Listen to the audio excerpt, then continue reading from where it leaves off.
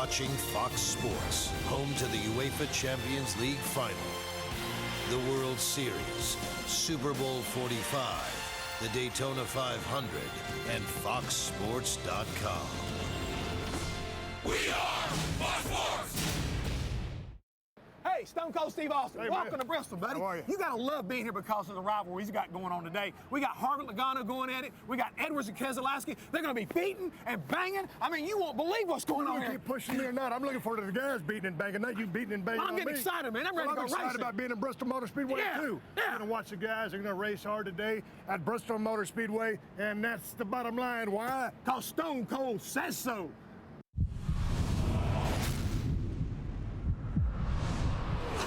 Edwards and Keselowski. He's all over you here, just you and him. Goes to the outside. Is Edwards going? Oh, no! He turns it. No! Carl Edwards' car destroyed. Oh, gosh. Keselowski, the winner. Ooh, Carl got clipped by Brad Keselowski. 12 just wrecked us. Just decided just to hit it. Early contact sent Carl Edwards into the wall from Keselowski, and they have a history. Carl is going to make his way back out onto the racetrack. Just watch him here. He's going to do something stupid. And the 99 has turned over Brad Keselowski. Does that not look like Talladega? Gosh, it does. I don't know if I'm okay. Keselowski was on track for a 6th place finish. It's not cool to intentionally wreck somebody at 195 mile an hour. Well, Brad knows the deal between him and I, and maybe him and I won't have any more incidents together. That'd be the best thing. We just want the boys to have at it. And we are live here in Bristol, Tennessee, and there is Brad Keselowski. How close will he get to this guy today? Once they're in their cars and on the track, we'll find out. Will the rivalry continue? It's the Roman Coliseum of racing. Gladiators in the round, and it could wind up being the theater of the absurd by the time we're done. Fox Sports welcoming you to Bristol Motor Madness. Sprint Cup Racing presented by GoDaddy.com. The drivers back in action after a week off. Kyle Busch won both the Cup races here last year. Jimmy Johnson, one of the few tracks he has not had a victory on. And Joey Logano will tell you why he's more optimistic than ever about racing today. The weather looks pretty good. The Hollywood Hotel. We're in northeastern Tennessee at the border of North Carolina and Virginia. And in the middle of it all, our Hollywood Hotel. NASCAR on Fox, welcoming you here. Darrell Waltrip, Jeff Hammond, Chris Myers, and Stone Cold Austin, which, by the way, his movie Damage will be released on DVD Tuesday. The perfect guy to have here in Bristol. Yeah, he's a perfect guy and a perfect movie, and you're kind of damaged already. So it's like, Damaged goods. I'm emotionally damaged working with you two, but you could get that way at this track. And when we last left you, there was a lot going on. So will we see any more between Carl and Brad, or do you think that's off for at least this race? I can't guarantee you anything at this racetrack here, because when you come here, you get IBS, irritable Bristol syndrome. Oh, I was worried you were going somewhere else. Watch out. You never know. No, it's fast speeds and quick tempers. That's just the way it works here at Bristol. All right, and checking some of the storylines, everybody's been buzzing. It was national conversation, not just in the sports pages, about the Carl Edwards-Keselowski wreck in Atlanta. A couple of weeks ago, Carl Edwards put on probation for 3 races. Yesterday, both the drivers met with NASCAR and owners, and they seem to have smoothed things over. We're going to hear from both Carl and Brad coming up on the program. 19-year-old Joey Logano, he's on the pole for today's race. It's the first pole in his brief career, his 3rd Bristol race. And a busy day at Bristol yesterday. In the Nationwide, Justin Allgaier edged out his teammate Keselowski. Penske Racing finishing 1-2. There was also a Legends race. Larry Pearson, son of David, involved in a crash, had to have surgery, taken to the hospital. He will have a full recovery, listed in fair condition, and we are thankful for that. All right, the Carl Edwards punishment, just probation. Some say, others say that's fine given their history.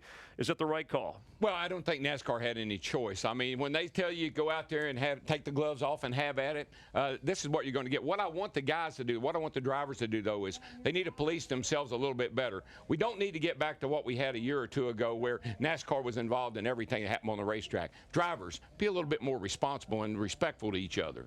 It's old school racing, Darrell. I mean, I hate to tell you, you never had Bill France or anybody come telling you exactly how to drive the race car, and they don't need it now. Well, Tony Stewart said it's not so much about credit out there. It's about respect and respecting each other's space, whether you're a veteran, a champion, or a rookie. Yeah, I think a lot of these guys are looking over their shoulder at Keselowski and saying, who is this guy? Because he's a rookie, you know, and he comes in here and he starts roughing people up. That's his reputation. That pushes veterans pushes them the wrong way. That's the wrong button to push on them. It's like you used to do Richard Petty. We'll talk more about that. We have a little history coming up. Right. Speaking of history, the 99th race in Bristol's storied history. Remarkable how NASCAR's second smallest track actually evolved into one of the biggest draws in the sport. The first race had a crowd of only 18,000. We'll have more than 100,000 for today. Mike Joy takes a look at why Bristol turns even drivers into fans. The Roman Coliseum of NASCAR. Bristol brings the best out of all of us. We're going short track racing. Bristol. If NASCAR has a cathedral of speed, it's in Bristol, Tennessee. Everyone who comes here leaves in awe.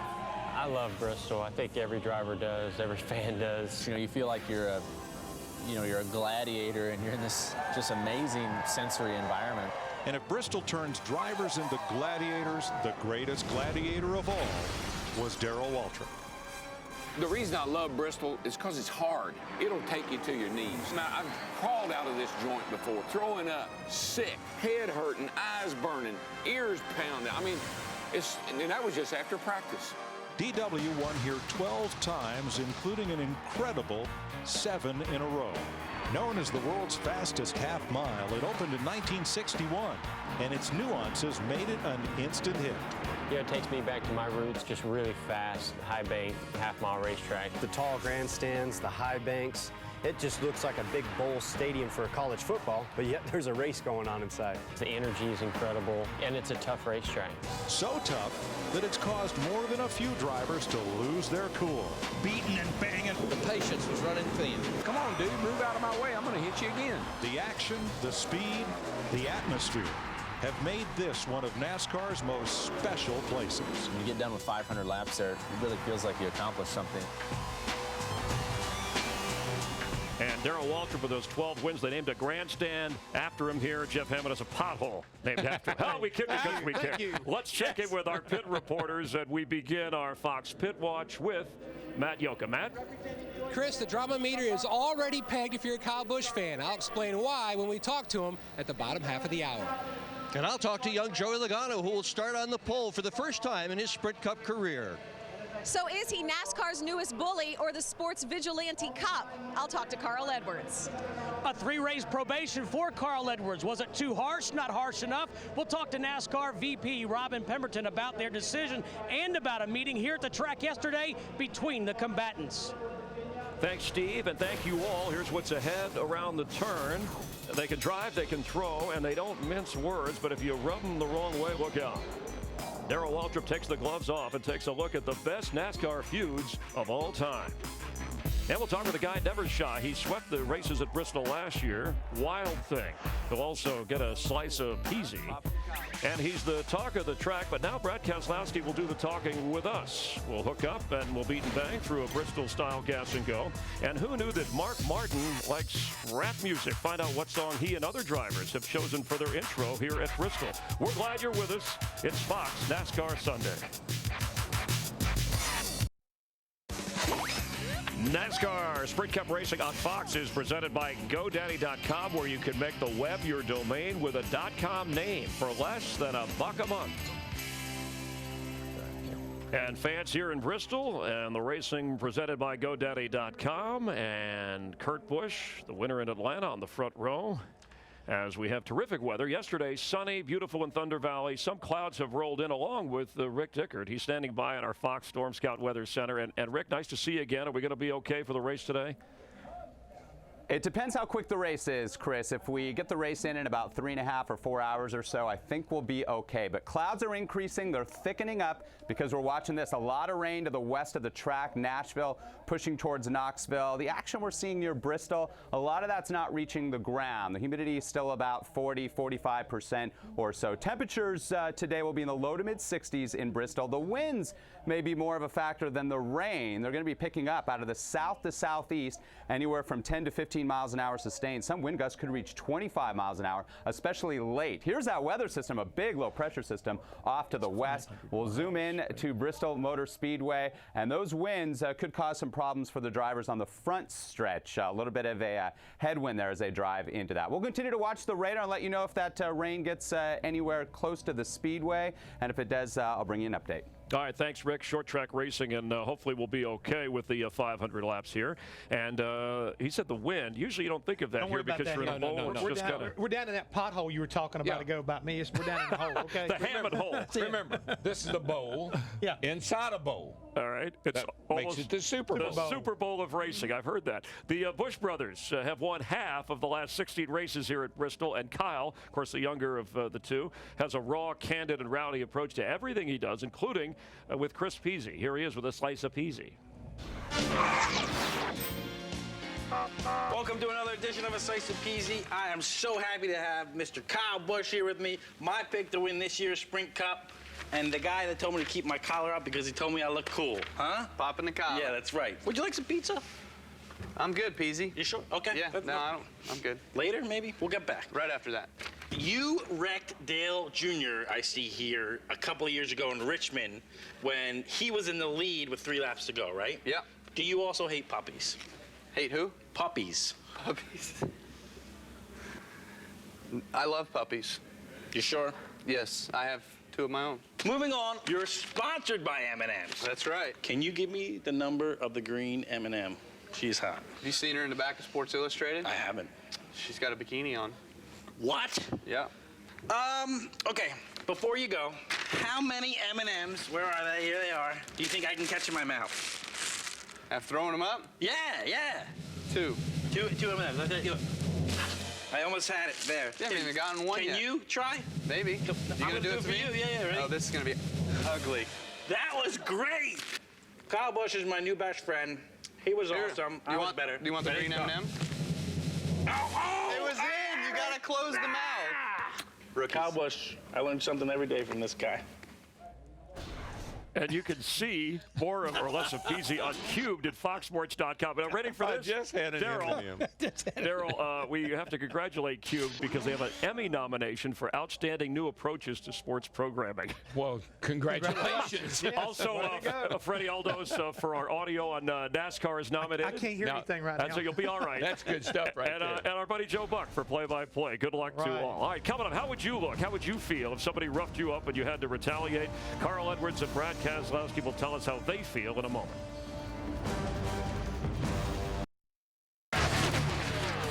Paul Menard continues to have a very strong day. Wow. And he is coming, baby. For the first time in his career, Paul Menard and also Scott Speed cracked the top 12 in points. Kevin Harvick has led for 3 consecutive races, defending champ Jimmy Johnson 4th. Dale Earnhardt Jr. 13th. He's just 7 points out of that top 12 as they worry about the chase. Junior has won at this track in Bristol back in 2004. Today he starts from row 9. And we've been talking about a great new racing contest, DirecTV NASCAR head-to-head knockout. And the brackets will be announced next week. Real drivers, real money, real competition. You can win, I like too. real money. And in Texas, we have our 32 drivers divided into 4 brackets. That's when the competition actually starts. Yeah, you actually get to pick the winner of the driver versus driver matchups. And the winning driver, they advance to the next round. Yeah, the championship will be decided down in Darlington, and I will help you put together the bracket, the winning bracket. You guys actually pick drivers, and fans will be able to react. And the perfect it's going to be a war next bracket, week. You'll have a chance to win $1 million. Follow the matchups on DirecTV. For more information, go to directv.com/NASCAR. As for Eric Shanks, if you want some personal help. All right, after 2 weeks of nonstop national conversation, Carl Edwards and Brad Keselowski met yesterday with NASCAR President Mike Helton here in Bristol to kind of get the focus back on racing. The flip in Atlanta, a culmination of frustration and anger as we retrace the steps and listen in. Clear low, continue here by 2. All clear by 2. 12 just wrecked us. Yellow's out. I had room. I went down, and then he hit us from behind. I'm not even sure I touched him. But it gave him more room. I couldn't tell what he was trying to go. Did he hit me in the left rear or the straight in the rear? Straight away. So he just decided just to hit us. Back it up. Go to the garage. Still there. Do what you have to do here, man. You know what he's going to do. Nice and smooth. In line with you. Clear from behind. There's a spot in your mirror. Just watch him here. He's going to do something stupid. You're faster than he is. He's tore up. Make sure he doesn't. Just use your head. Looking back inside. Inside. Still outside. He's going to come back to you. Oh, buddy. Yellow is out. Yellow is out. You okay, buddy? Talk to me now. I don't know if I'm okay. Let me know if he gets out. He's out, bud. He's out walking? Yeah, he's a little jelly-legged, but he's walking. All right, good. All right, we got to go to the truck. They're a black flag, and then you got to go to the truck. Well, back in January, we heard it. Have at it. The gloves are off. NASCAR wanted drivers in their approach to go back to racing's roots. And that line was quickly challenged after that Atlanta incident. NASCAR's response to on-track vigilantism was probation for Carl Edwards. For more on the law and order, let's check in with Steve Burns. Well, Chris, with Robin Pemberton. Robin, when you looked at the incident from Atlanta between Carl and Brad, how did you arrive at the penalty of a 3 weeks probation? Well, we looked at the situation. Everybody knows we've encouraged the guys to take the gloves off a little bit and do a better job at regulating themselves. You know, we felt that everybody knows that Carl retaliated, and that being said, the end result was not what any of us expected, the car getting upside down. So we basically looked at the retaliation and put a 3-week probation on it. Plus, we parked Carl for the rest of the afternoon, which did affect his finishing order at the end of the day. Robin, how would you characterize the meeting here yesterday between Brad and Carl and their owners, Roger Penske and Jack Roush? It was a good meeting. Basically, it was a forum for those guys to get together, discuss Atlanta, maybe some events that led up to the altercation at Atlanta. We think that they're professionals and they'll move forward, put that behind them, and we'll have a good race today at Bristol. Thank you. Thank you. Thank you, Steve. And the message to the drivers overall in the sport out of this is what? Well, I think the drivers, there's a code. There's a code of ethics, a sort of an unwritten rule, sportsmanship, if you will. You just can't violate that. I think that's what NASCAR expected the drivers to adhere by. But Darrell, the thing is right now, NASCAR, you talked about earlier, you can't tell them they can do one thing and not do the other. I think NASCAR could maybe jumped in there, maybe prevented this the way I'm watching it. They saw this coming. I mean, it was happening for 2 or 3 laps. But the bottom line is, what they did was the right way to do it. As far as the punishment was punishment accurate. fit what happened. Fair enough. Brad Keselowski, a 26-year-old driver from the Detroit, Michigan area, his first Bristol Cup race today. He's not afraid of anybody or anything. Later, for the driver introductions, he chose the song Tom Petty's I Won't Back Down. It's probably better than Born to Run. We spoke with Brad earlier today. Keselowski, he likes to go fast.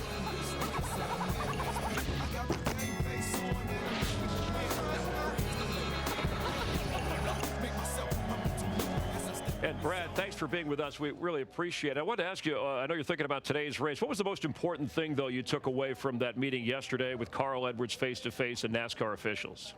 Well, it's a good chance to clear the air without other people in the way, you know, to kind of hinder the conversation. So just a good chance to just actually talk in a controlled environment with Carl. I don't know if a lot came from it, but, you know, hopefully we won't have to worry about each other from here on out. Hey, Brad, it's DW. First of all, if I was wrong, I apologize, but I thought you liked the tag Bad Brad. I thought you kind of was playing up to that, so am I wrong about that? Yeah, I think a little bit. Originally, I wanted Jaws, but I heard it was already taken, so I'm looking for a new one other than Bad Brad. But, you know, I don't really go out there looking to cause trouble. I look to go out there to win races and do the best I can for my team and drive aggressively to do that, because that's what's got me to where I'm at. You know, the bad label that comes with that, yeah, I don't know. I'm not really a big fan of that. I'm not going out there to be the bad guy. I'm going out there to win races and do the best for my team and my fans. Brad, it's Jeff. Yesterday, you kind of, I think, showed that you got to right behind your teammate. Was it difficult to run that close, have that good a race car, and know you wanted to move him out of the way? I think you could have won the race if you'd went in there and really done the usual Brad move on him. Well, you know, the thing is with Justin, my teammate, won his first race. It's really cool for him. I'm really excited for him. Everybody loves a first-time winner. And, you know, I'm no different. but that's a brand new program with the nationwide team that we have with Discount Tire and Ruby Tuesday over there, and it's really coming together awesome. We're going for the points. The last thing I need to do is to risk all that just to wreck my teammate or take a chance of it. And then really in retrospect, I wrecked Justin last year here at Bristol completely on accident, and I really had one coming, and I owed him one. So if that was my way of paying it forward, I feel good about it now. And that's what you wanted, that line of aggressive driving from NASCAR where it is. If you're side by side or next to Carl Edwards today, will you think a little bit differently just based on what has happened? I think you have to. But it's somewhat of an injustice to spend your whole race focusing on one car. My team works really hard to give me great race cars, and it's not fair to them if I spent the whole race worrying about Carl Edwards instead of my 41 other competitors. So I'm going to spend the whole race doing what I can to beat them, and if the right opportunity comes along, I'm going to do what I can do to beat Carl as well. So you have to stay tuned. We will. We thank you for your time, and good luck to Penske Racing today, Brad. Thank you very much. Well, and the reaction to Carl Edwards by some across the country is he's my new hero for standing up to Bad Brad. Whatever history the two have had, today a new chapter. Chris Devoda is with Carl Edwards. Yes, that's right, Chris. We are with Carl. And Carl, I know Brad has said there's now a mutual respect between the two of you. Is that true? I believe that's true. We had a good talk, and we actually, I think it was good for us to meet like that and, be able to discuss everything. I mean, last week got out of hand, so just excited to be here. We got a great Scott's Ford Fusion, and we've had a lot of fun with Scott's this week, and I'm hoping we can put on a good show for him. But yeah, everything's good. We're water under the bridge. We're going forward. We're racing, and that's the coolest thing, to be able to shake hands and move on. All right, thanks, Carl. Yeah, this is definitely the track to check your emotions at the door. And Chris, I like that purple in your tie, by the way. For your Northern Iowa team, right, that had the great upset. I know Daryl's rooting for Kentucky. Eat your heart out. But rivalries, you're going to take a closer look. But where is that line? Is it the same for all drivers, that aggressive driving line that we're talking about? If you hold the drivers too tight, if NASCAR holds them too tight, it breaks their spirit. You got to let them fly, but they got to know what the parameters are too. You can't just say carte blanche, have at it. There's got to be some lines in the sand somewhere. You got to understand something. When it comes to drivers, and I say this from crew chief's perspective, they put that helmet on. Everything else goes out the window. All they can think about is they're like a bunch of bulls charging. Like a bunch of racehorses, really. Well, whatever, trying to run over each other. By the way, Carl was under a bridge. All right, Daryl will name names when he looks back at some of NASCAR's greatest feuds. Who will be a part of the feud today? This is Fox NASCAR Sunday. NASCAR Sprint Cup Racing on Fox, presented by GoDaddy.com, is sponsored by Sprint, proud sponsor of the NASCAR Sprint Cup Series. We're live at Bristol, and Jeff Gordon has won here 5 times. His daughter and his wife, they have announced that they know a son is on the way in July, so they'll have a boy and a girl represented in the family. Doesn't look like he's thinking about Bristol and getting angry. But throughout American history, there have been legendary feuds. Alexander Hamilton, Aaron Burr, Donald Trump, Rosie O'Donnell, Seinfeld, and Newman. Daryl, you know all about the NASCAR feuds. You've been in a few of those. Oh, listen, they can get rather nasty, just to tell you the truth. But most of the time it's on the racetrack. You don't want to take it off the racetrack. But a lot of these guys, well, they just want to prolong it as long as they can, seems like. Hey folks, DW here. This is Fox Sports Racing Central, where we see all and tell all. And what we saw in Atlanta, well, everybody was talking and ranting and raving, and they were going nuts. I can't tell you that I didn't see this one coming, because when I turned on the TV, and just like you, well, I heard this. We just want the boys to have at it. We want them to have fun. We want them to be aggressive. We want them to put on a good show for the fans. This volcano was just waiting to erupt. And 2 weeks later, we're still dodging lava. It's pretty simple. Carl doesn't like Brad. Well, Brad knows the deal between him and I. And Brad doesn't like Carl very much. It's not cool to intentionally wreck somebody at 195 mile an hour. In fact, Mr. Keselowski has made quite a name for himself. Just ask Denny Hamlin. He has no idea how to race. My objective today was to try to win the race first and take care of him second. That's all right. I don't really have a problem with that. Drivers don't have to like each other. If he's gonna, take a cheap shot, he's gonna give one back. I promise you that. It's always somebody else's fault. I give him the whole bottom lane. You throw a rock, I'm I'm going to throw a concrete block back.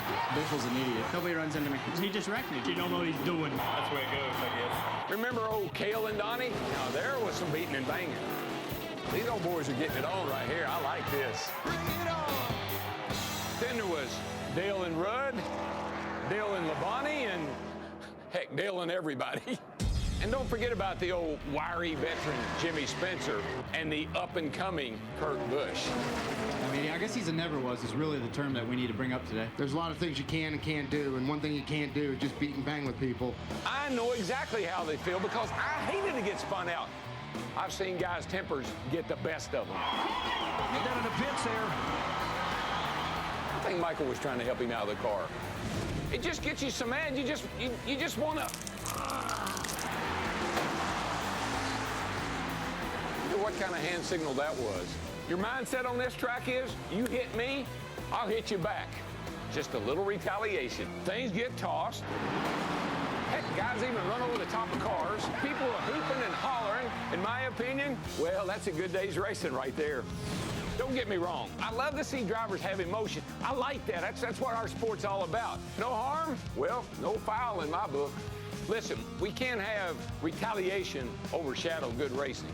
Quick, who won the Atlanta race? I mean, our sport, it's based off personalities and some of the emotion that you see instead of sometimes writing about who won the race or what happened. You see what I mean?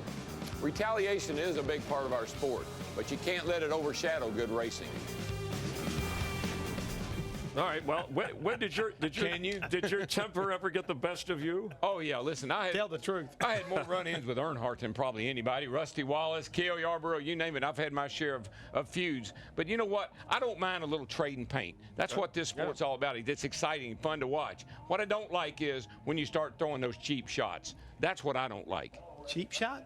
They knew it was coming. Well, there's some guys that are good at that. What's the best NASCAR feud of all time, would you say? Oh, man, I'm like him. I think him and Earnhardt were pretty bad. Yeah. I mean, also you got Petty and Pearson. Petty and Pearson? They're pretty bad. They finished first and second 62 times to each other. That's a rivalry. That was a long-running rival there. Now, Kevin Harvick, now, if you talk about guys, he already had a comment this week, reportedly, where he called Carl Edwards a fake, and he wasn't even involved in the Keselowski. Carl Edwards said, Carl shot back and said, he's not a nice guy, he's a bad guy.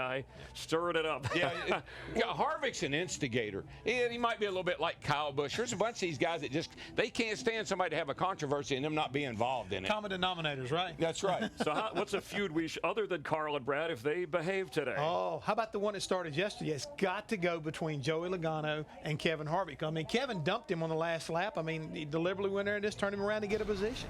And this is it in the Nationwide Series. Where's the line? What should he... Well, it sure isn't here, Chris, I can tell you that. He should not do that. Okay. No, I mean, last lap coming to the checker, he just turned around. And you see Joey was wanting to maybe think about doing something and said, calm down, calm down. Well, I'd have turned him loose. No, that's what I saw, though. He went the wrong way. Logano did. He should have been going to Kevin Harvick's car no matter what. All right, and we're gonna hear from Joey Logano, and in fact, Darrell has some advice for Joey Logano on how to handle situations. He's on the pole, so he's excited about winning the race and surviving out here in Bristol. You're watching NASCAR on Fox.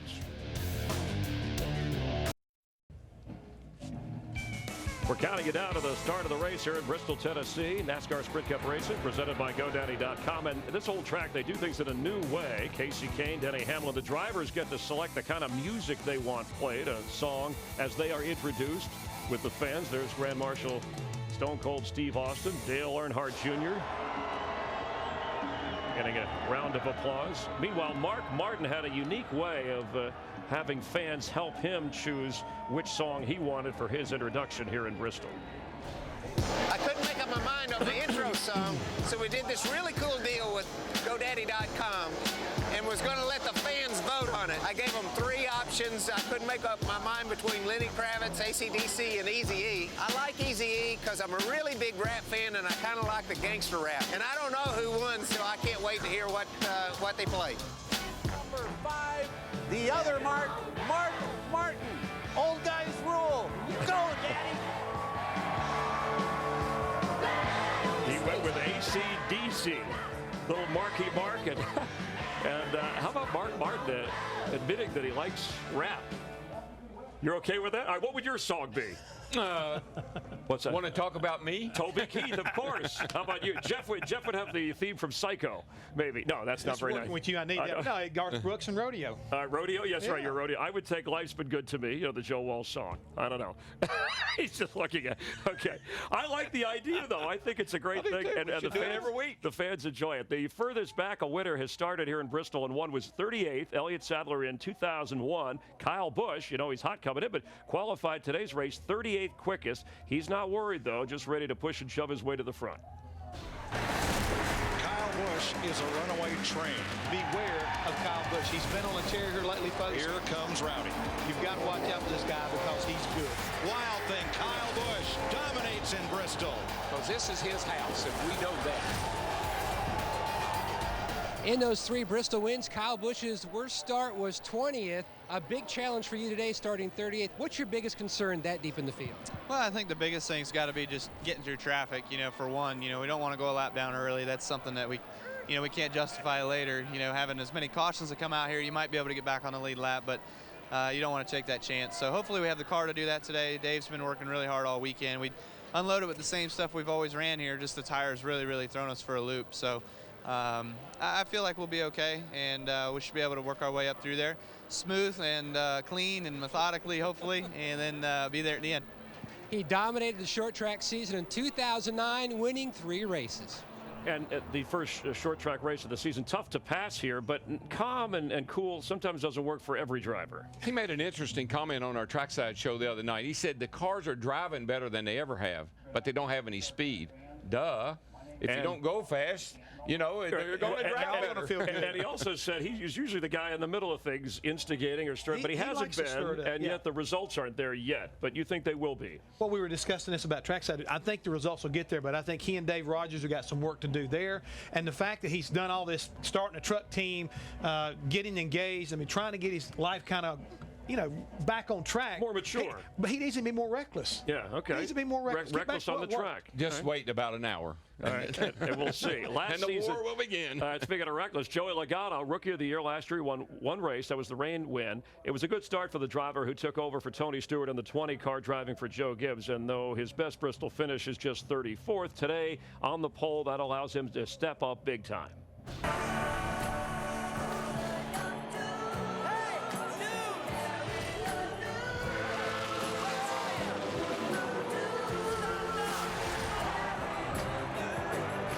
Winning the pole is one thing, but you have a reputation as a nice guy, and this is Bristol. How aggressive are you going to be this afternoon?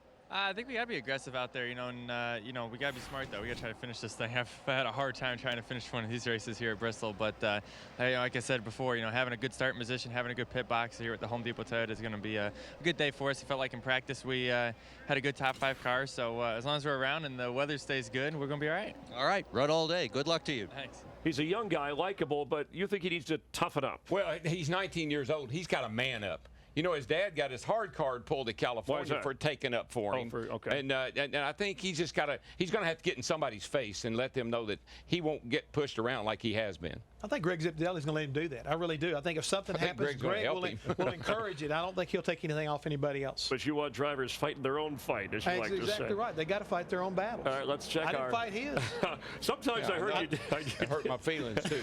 NASCAR News Watch, the spoiler officially replacing the wing. This is the best news I heard since Fox was talking to Conan O'Brien. It's going to happen at the Martinsville race next week. 24 Cup teams tested the spoilers at Talladega. On his off week, Kurt Busch, who won in Atlanta, was drag racing his debut in Florida, sent home in the opening round of the Gator Nationals, but he was by far the biggest celebrity draw at the event.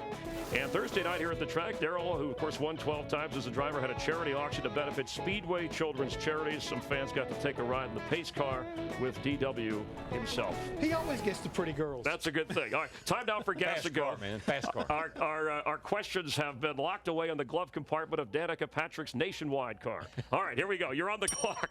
All right, Darrell, which Busch brother will be better today? Kurt's won 5 Bristol races. We know about Kyle, but neither one has won in the last 7 events. I think it's Kurt Busch. I mean, he's coming in here on the road. He just won Atlanta, and Kyle's car didn't look very happy in practice. All right, so Kurt starting on the front row. All right, Jeff, for you, which top 12 driver has a better chance of making the chase, Scott Speed or Paul Menard? Probably.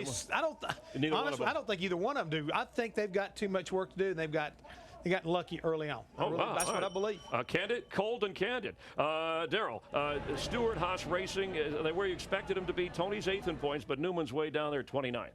They don't seem to have the sparkle and the pizzazz that they had at this time last year. That was all new to them then. I think it was really a lot of enthusiasm. Looks like they're working on a few things. They'll be there, I believe, but they're not as good as I thought they would be at this time of the year. You get some sparkle and pizzazz when Tony comes to see you.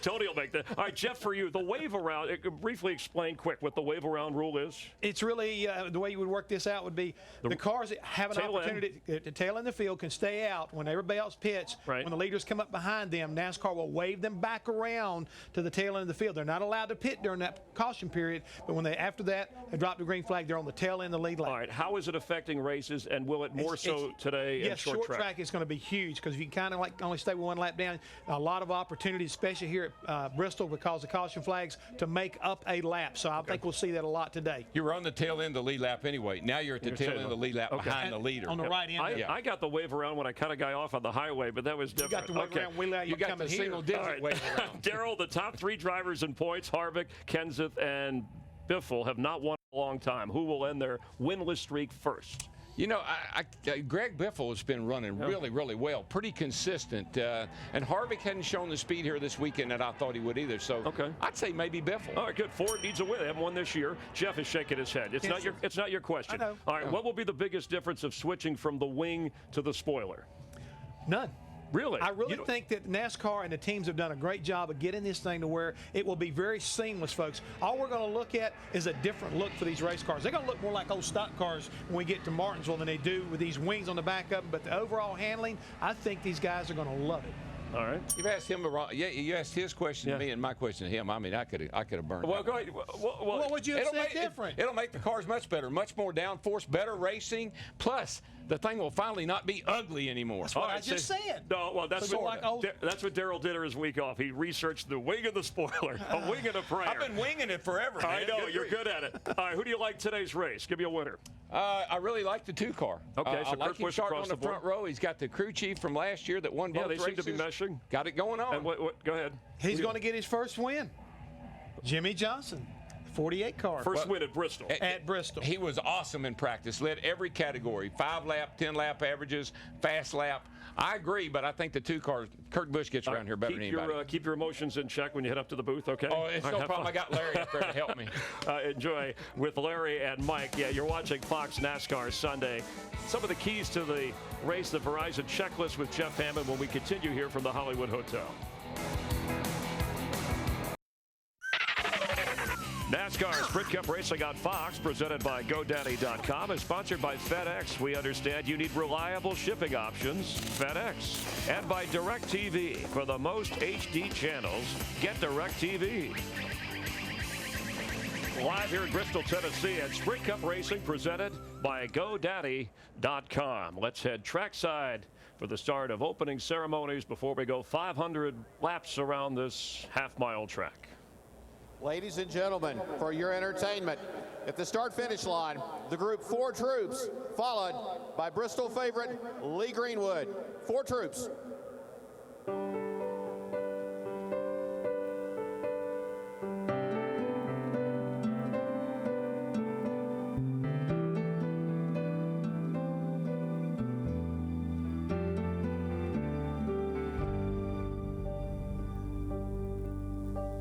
Somewhere a trumpet sounds in the night. A soldier is standing there. It's calling him out to the stars and the stripes. It's calling him God knows where. Kisses the ones he loves goodbye and leaves in the dead of night. For freedom he'll heed the call. Leave all he knows. And for freedom he'll stand and fight.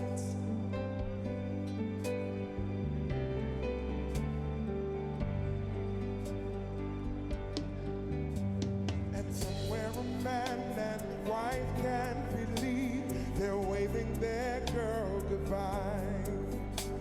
For gone are the days of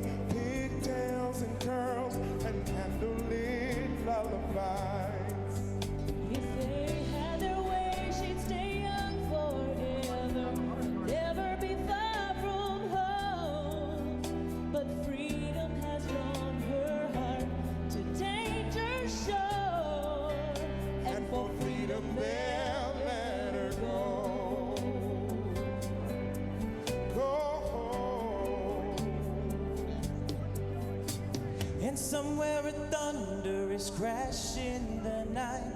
It echoes all through the hills. Though many escape its wrath and its rage, a soldier lies wounded still. Remembering the land he loves, he cries, I love you with all my mind. For freedom said I'm her son. Whatever comes, and for freedom I'll say goodbye.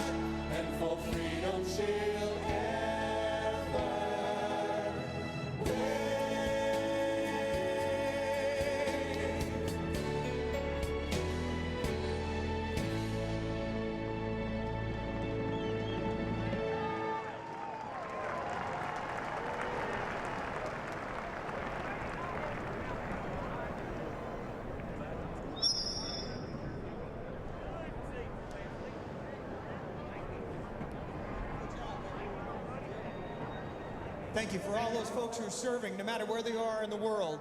Our third appearance here at Bristol. My name is Lee Greenwood, and this is God Bless the USA.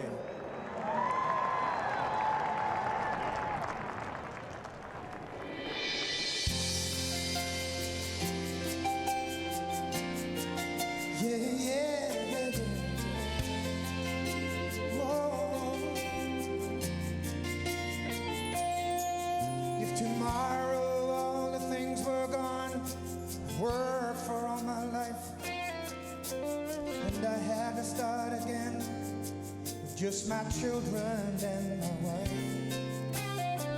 Thank my lucky stars to be living here today. 'Cause our flag still stands for freedom. Oh, and they can't take that away. And I'm proud to be an American, where at least I know I'm free. And I won't forget the men who died, who gave that right to me.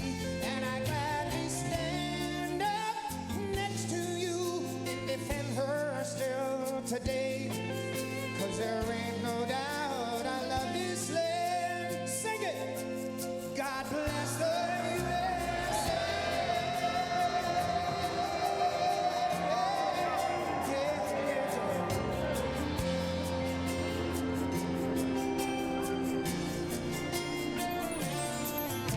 The lakes of Minnesota to the hills of Tennessee,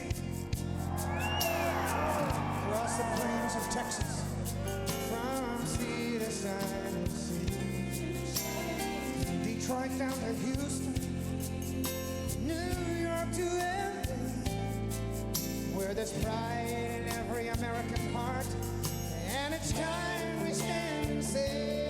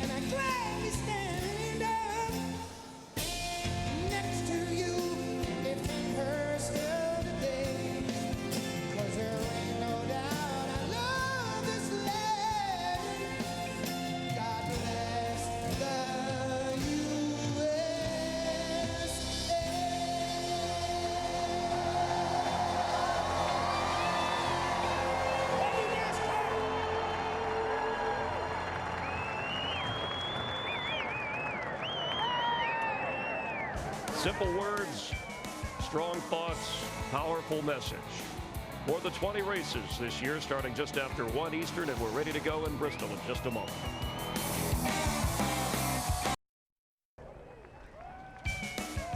Fox welcomes you back. It's the 5th points race of the season, 36 overall. And the driver introductions moments ago. Carl Edwards, you know the incident 2 weeks ago with Brad Keselowski. Let's listen to the fan reaction when he was introduced.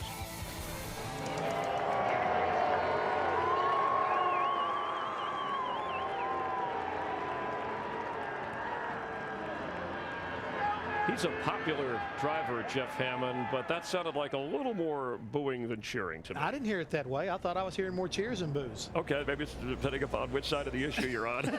I can already tell which side you're on. I think that the fans, a lot of the fans, really believe that he did the right thing to get this young man's attention. I know the end result looked really bad, but I think that he did the right thing. I don't blame Carl at all. Like what he did, it had to be done one way or the other. How about the noise decibels here? They say that it measures 119 decibels, and a jet engine taking off is 120. Gilbert Gottfried talking is 130. But how does that affect what goes on communication-wise, or it's very difficult, very, very difficult. All the guys, as far as the crew chiefs trying to talk to the drivers, the amount of time the drivers have to talk back, it's very, very difficult. So it's one of those things that you have to be careful with. That's why they call it Thunder Valley. Exactly. And we want to head down trackside now and continue with the opening ceremonies here at Bristol Motor Speedway. Ladies and gentlemen, would you please stand for the presentation of colors by the Tennessee Army National Guard and today's invocation by the Reverend Mike Rife of the Van Sant Church of Christ in Van Sant, Virginia. Dear God, we're grateful that you are with us today, and we ask that you protect the participants, their teams, and their families in today's race. We also ask that you continue to bless and use our host and the sponsor of this event. We also are grateful that you are with our armed forces who are all across the world providing peace for so many people. And God, we are especially thankful that you are with our friend and our leader, Jeff Byrd, and you are providing for him and his family the strength and the grace this very hour. And not only are you with the Byrd family, but you are also in them through your Holy Spirit. And we pray this prayer in Jesus' name. Amen.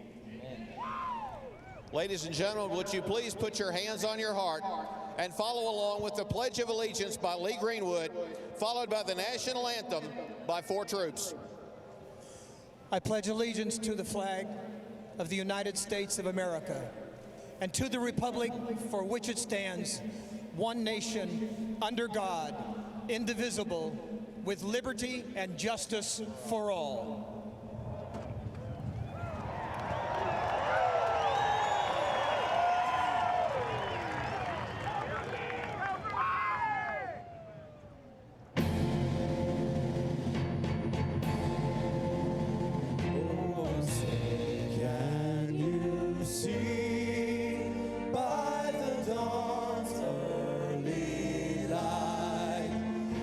So proudly we hailed at the twilight's last gleaming, whose broad stripes and bright stars through the perilous fight o'er the ramparts we watched were so gallantly streaming, and the rocket's red glare, the bombs bursting in air,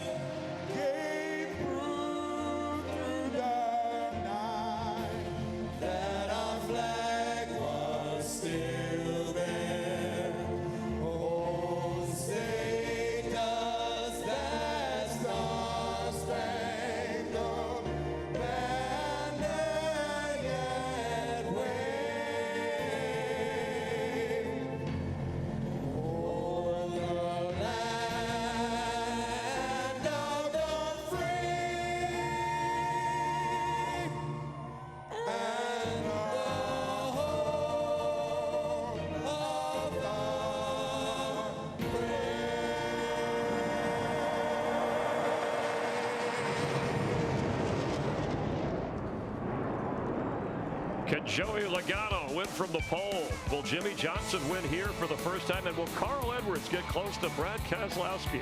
The answers are on the way. Drivers getting ready to roll at Bristol Motor Speedway. The first short track race of the season, a half-mile, I should say, with Martinsville coming up. Carl Edwards saying everything's okay between Brad Keselowski and himself. And the veteran, Mark Martin, the honorary starter for today's race, grew up around here as a big NASCAR fan. That's Cowboys tight end Jason Witten.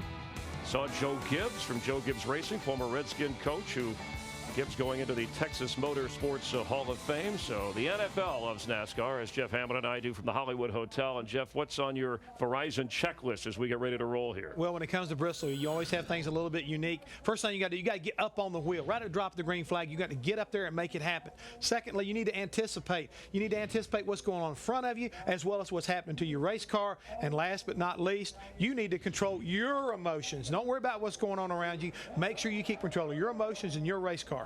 And we've already seen a couple of weeks ago how that can change the outcome of a race. Chris, now, in other words, when it comes to Bristol, yeah. You know what that means? Be cool. Watch out!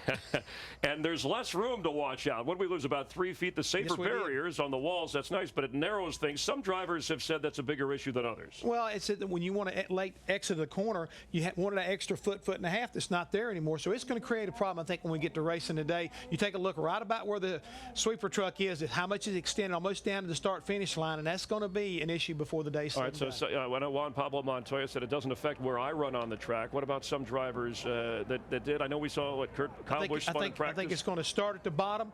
The groove's going to be at the bottom early, and it's going to go to the top before the end of the day. Jimmy Johnson, all that he's won, he has yet to win here. So let's head back down trackside for the words we like to hear to get things rolling. Ladies and gentlemen, for the words we've all been waiting to hear, Boot City 500 Grand Marshal Stone Cold Steve Austin.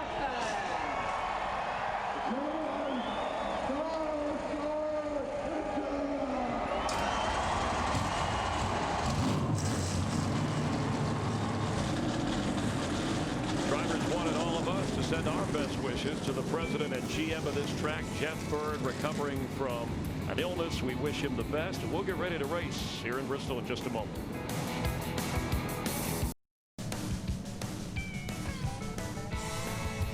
It's the NASCAR Sprint Cup Series on Fox, presented by GoDaddy.com. There's hallowed ground, the checkered flag line at Bristol, Tennessee, where 43 drivers are hoping to be in a little more than 3 hours. Hi, everybody, with Darrell Waltrip and Larry McReynolds. I'm Mike Joy. Thunder Valley has been the scene of the 3 R's of racing: wrecking, retaliation, and rivalries. But, Darrell, it is a day long, full of casual contact. I guess you could say casual contact. Listen, if you think I got a big smile on my face, it's because we're at a place that I love to come to. I love this joint. And you're right, Mike. You're going to have casual contact. You got to know that going in, and you can't let that affect the way you race. Take it and move on. Retaliation, that's a whole nother story. Well, Darrell's the king of Bristol. He's won here 12 times, including 7 in a row. But, Larry, how do you as crew chief and the spotter help keep 4 fenders on that car? Yeah, I mean, it doesn't matter what role you play here, whether you're the driver, the crew chief, even the owner. This place will test you to the fullest. It has to be a team effort. The driver has to keep his emotions in check. The crew chief has to help, and more importantly, that spotter. I talked to Clint Boyer this morning, pretty good race car, starting deep in the field. He said, I know somebody's going to drive into the side of me. It may be intentional, it may not, but I have to keep my focus on the big prize, and that's still being on the racetrack when it says 500 laps on the scoreboard. All right, let's have a look at the starting grid for today's race. Boyer, he's still hot under the collar from last night when his Jayhawks got beat in the last few seconds. Darrell, let's dial up our pole sitter. Joey Logano, it's a DW. Got a copy there, buddy? Yeah, man, I got you. Joey, first of all, congratulations on the pole, and what an incredible turnaround from the first 2 times you've been here. What are your goals today, there, bud? Keep this thing alive and try to finish it. That's been my biggest problem here at Bristol. I've always had fast race cars, but had a hard time finishing these things. So number one priority is getting the lap 500 there, and hopefully around here towards the front still, and hopefully bring home a W here. That'd be pretty cool. Either way, it's pretty neat to start here on the pole, and sure the guys have good pit stops, keep us up there, got a good start position, good pit position there, so hopefully we can hang in here. All right, my friend, good luck to you. Sorry about yesterday, but good luck on today. Bring her home. All right, thanks. Joey was running 5th yesterday on the last lap when Kevin Harvick turned Joey around. He ended up 14th, but today he shares the front row with 5-time Bristol winner Kurt Busch. This race is brought to you by Budweiser, the beer that starts with full flavor and ends with a crisp, clean finish. Budweiser, it's what we do.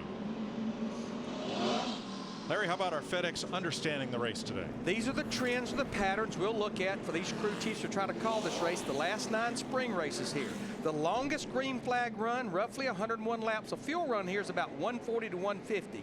Last caution, average lap 472, but the last 3 races, that last caution in the last 10 laps, remember, 3 attempts at the green-white checkered.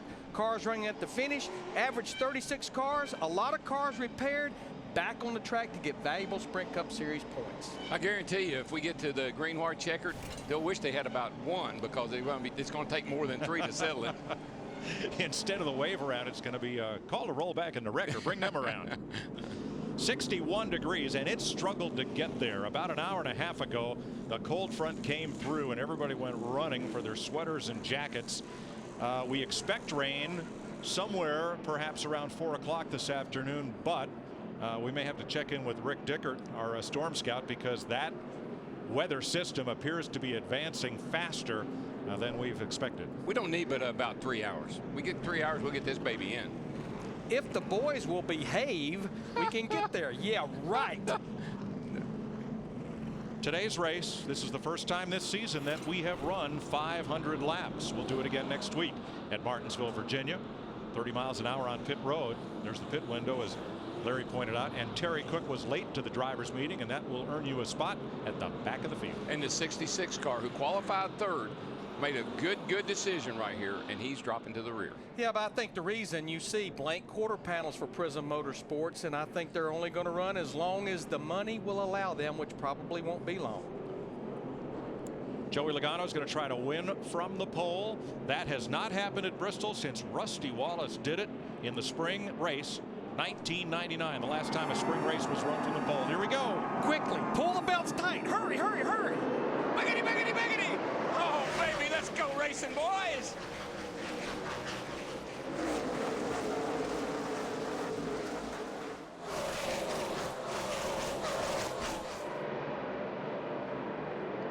Kurt Busch fires out, and does he lead the first lap? He does, from Logano. You know, I thought Logano had fallen asleep, but man, he came off turn 2 and drove right up along the side of Kurt Busch in the 2 car, and that 20's working on the bottom right now. He's getting a good run from the middle off. He's floating that thing down in the corner, and I think Joey Logano, possibly he'll lead lap 2. Yeah, he got it. Car really, that 20 car really is good on the bottom, and we've seen that to be difficult here with the layout of the track now. This track has a progressive banking, Darrell, as Busch forges ahead. To lead the 3rd lap is one lane better than another. But I'm going to tell you what, the best race car in practice is lurking right there behind Kurt Busch. Jimmy Johnson at 48 ran 116 laps in final practice. Everybody was pointing at that car this morning. Yeah, he led every category. Fastest 5 laps, fastest 10 laps, long runs. Car was awesome, and here he goes.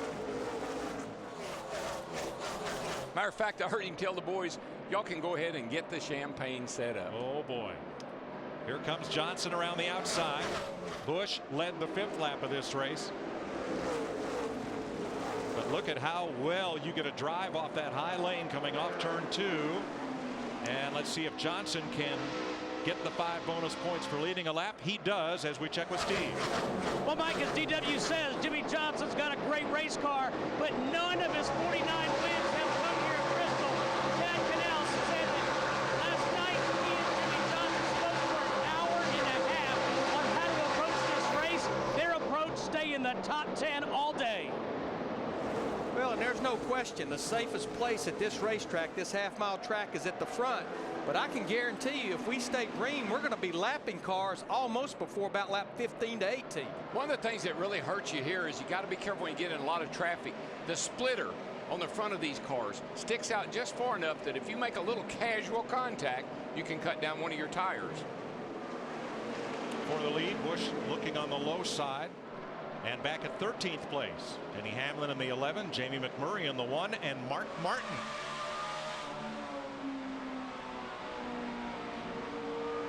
Mark Martin was fairly happy with this 5 car yesterday. He said on qualifying that he got what the car had in it, but to qualify up front, you have to get a little more. Wasn't real happy with that qualifying run on Friday. I really don't think he's real happy with the car right now, Larry. It looks like it's kicking out a little bit up off the corner. And as they catch up to the back end of the field, the world's fastest conveyor belt will be sending that vortex into the air and hopefully keep the rain away. Oh, it will. We're spinning already, baby. The air I'm talking about. Dick Bertrand. Well, although Kurt Busch qualified in the 2nd position, they were not happy with the car in race trim. And as a result, this morning, major changes to the car. 3 springs, a shock absorber, and an adjustment to the track bar. So they weren't sure exactly where they were when the green flag dropped, and they're looking forward to the first pit stop to adjust it to make it still faster.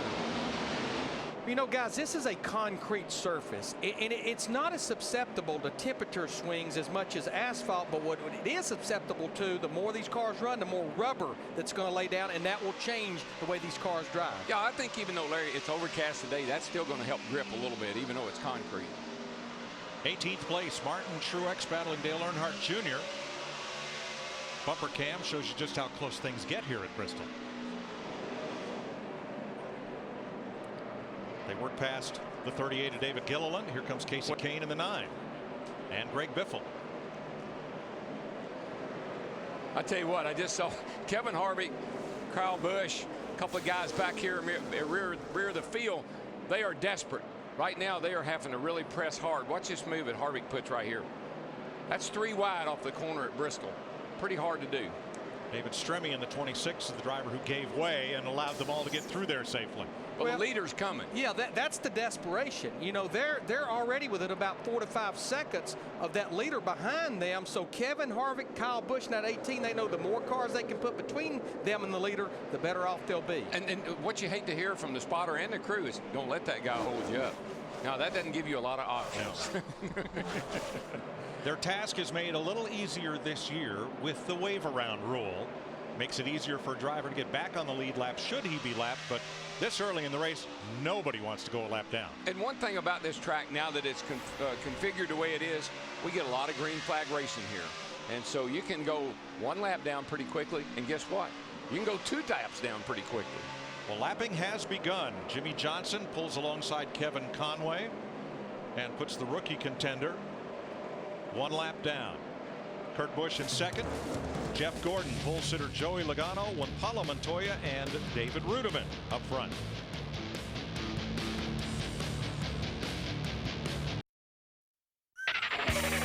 NASCAR Sprint Cup Racing is presented by GoDaddy.com, where you can make the web your domain with a .com name for less than $1 a month. And sponsored by Toyota, moving forward. By Sprint, proud sponsor of the NASCAR Sprint Cup Series. And by the Home Depot. More saving, more doing. That's the power of the Home Depot. We've got 28 green flag laps in Bristol as you watch our aerial coverage brought to you by DirecTV. We're going to fill out our brackets next week for DirecTV head-to-head. You can learn how to win $1 million by going to directv.com/NASCAR. It's the real deal. No fantasy racing there. Real money, real players. Like I said, I like real money. That's just a good thing. Exactly. Jimmy Johnson, Kurt Busch, and in 3rd place, a little further back in traffic, is Jeff Gordon. Here's Matt. And Mike Gordon has a nice little cushion between himself and Busch, just trying to work his way through traffic. They qualified 5th, but he felt like they were missing something in their setup during final practice. A lot of different searching around, a lot of great information that computed together and put together what he thought was going to be a great setup. He hasn't said absolutely anything on the radio, but his lap times mirror that of his teammate, Leader Johnson. Johnson may not be the leader for long. Kurt Busch has caught him. They split Bobby Labonte. Kind of think better of it. Well, you know what I've noticed, the 48 car is pretty committed to that high line. 2 cars been pretty committed to the bottom line. When you get in traffic, that's going to work for the 2 better than it is 48, I believe. Because it looks like the cars they're lapping, like Bobby Labonte in that 71 car, is moving to the high side. It's just so hard to complete the pass when you get down under this car like Bobby Labonte here. You need a whole racetrack to slide up in front of him right there. Steve? Like the update from Jimmy Johnson, he says the car feels like it is on top of the track. Air pressure. I mean, the next thing you'll hear is I feel like I got 4 basketballs on this thing for tires. Once the air pressure builds up, the car goes through a big transition. Darrell, we talked yesterday on Speed during practice about racing etiquette. Should the slower cars move to the bottom or move up top? You know, my opinion's always been, I don't really care. Just every time I catch you or every time I'm around you, go the same way. Don't go low one time I catch you and go high the next time. Hold your line.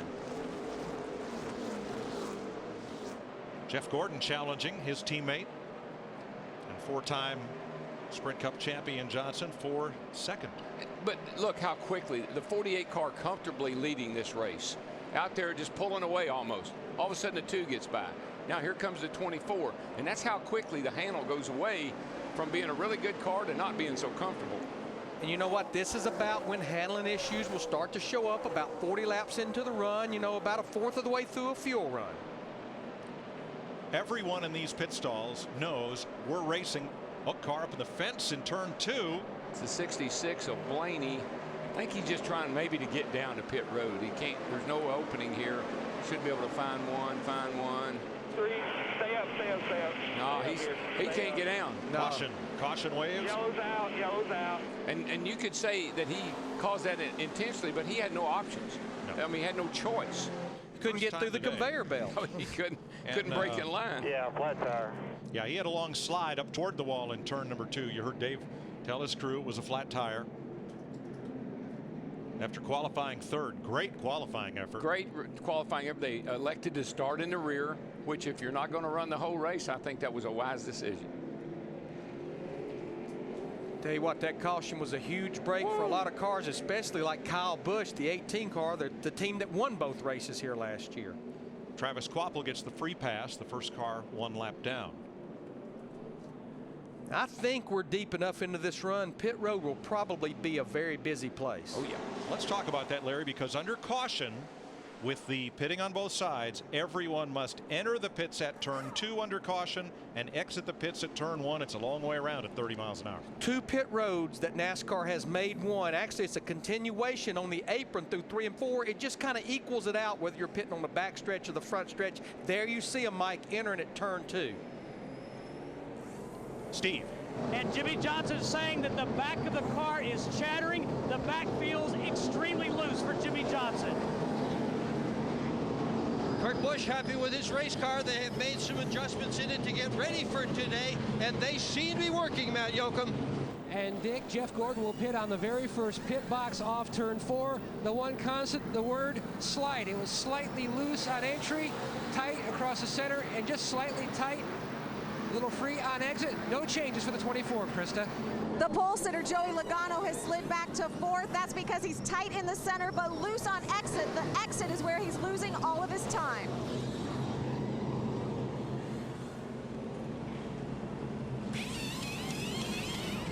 Looks like Kurt Busch may win this race off pit road race. They're doing 30 miles an hour, but here he goes. It will be Kurt Busch. We had a conveyor belt on pit road. Yeah. There were cars that hadn't stopped yet that were in the way of the cars that had already made their pit stops. Nobody's saying excuse me either.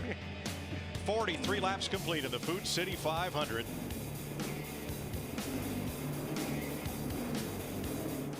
And looks like everybody's made a stop on pit road.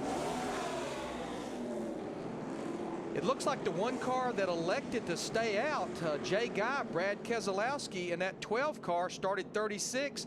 This is sometimes the gamble that a crew chief and the team will take to get that track position. Now what they need is they need this thing to go for a little while. They don't need to get that far off sequence of those cars that pitted. Yeah, and the tough thing is they always leave it up to the driver. What do you think? Can you hang on to it?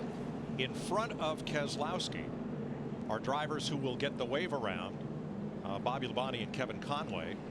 But behind Keselowski. Well, just keep me abreast. I mean, it's going to have to hit a little bit, but if I start to make it worse, you just need to let us know so we don't hurt ourselves.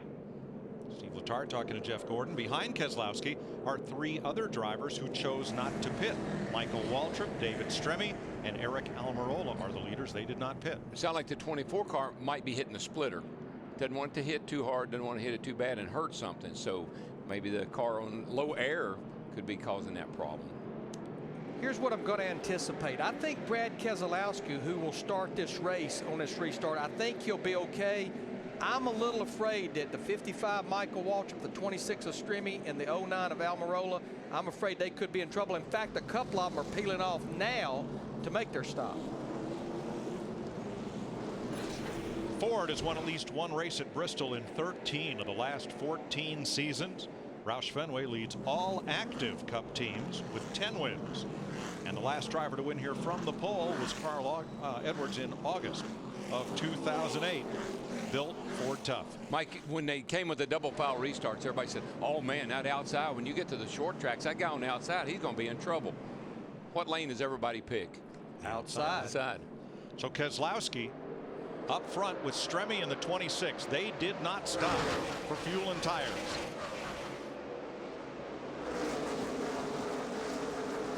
Keselowski finished second in yesterday's nationwide race to his teammate at Penske Racing, Justin Allgaier. You can just see how much better through the middle of the corner that 48 car of Jimmy Johnson is right there through 3 and 4. Boy, there, I just saw the 24. He is bottoming out. Saw a good bit of dust and smoke come out of his car, under his car, when he entered turn 1 down there. And that'll be magnified after a tire change where the air pressures are way down. Everybody on fresh tires but the 12 and the 26.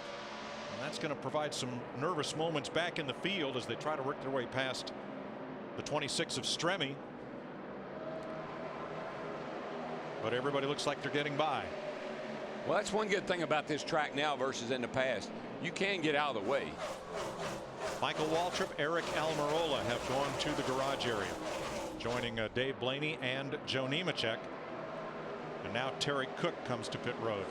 Now, I've been watching a couple of these cars battle almost since the drop of the green flag. Matt Kenseth, the 17, and Carl Edwards, his teammate in the 99. What's interesting about that, the 17 car was good yesterday. The 99 was not. They mirrored the setup of the 17 car this morning. I tell you, it fascinates me to think that you can come off a corner at Bristol 3 wide and make it. I mean, that was under 2 wide used to be tippy-toed. 3 wide's no problem. Martin Truex up on the outside of Kenseth. 9th place at stake here. You know, interesting thing, Mike, Larry, I drove this track in a pace car. And my feeling was at the middle of the track, not the bottom, not the very top, but the middle was where the most banking felt like it was. Like if you went up a little higher, you almost went over the edge of the banking. Down lower, there wasn't enough. Right through the middle seemed to be the best. 53 laps back, Jimmy Johnson back in command over Jeff Gordon, Kurt Busch, Joey Logano. Welcome back to Bristol, where it's been a tough weekend for Clint Boyer. Last night, his beloved Jayhawks dropped the game to Krista's alma mater, Northern Iowa. And this just happened to the 33 going off into the corner. Well, as my good friend Jake Elder used to say, she blowed up. I mean, there was no question on that one. Pretty lucky some cars didn't get in that oil. Clint was actually running in the 30th position. Started the season with 3 top 10s, had the problem in Atlanta. Now this came in here 5th in the points. He's probably going to be well outside the top 12 when this day's over. Second caution of the day allows Robbie Gordon back on the lead lap with the free pass. There's Clint Boyer walking over to survey the damage. You know why Michael was looking at that? Michael just pitted there, parked just a little bit ago. He said, if I went back out and ran about 10, 15 more laps, that's another spot. Maybe 2. He's still got his earplugs in. Yeah.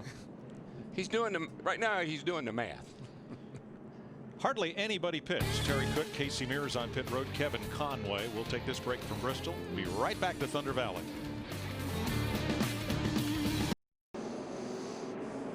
We're We're ready for the restart, and Little Thunder Valley crank it up at Bristol with 62 laps complete. Green flag.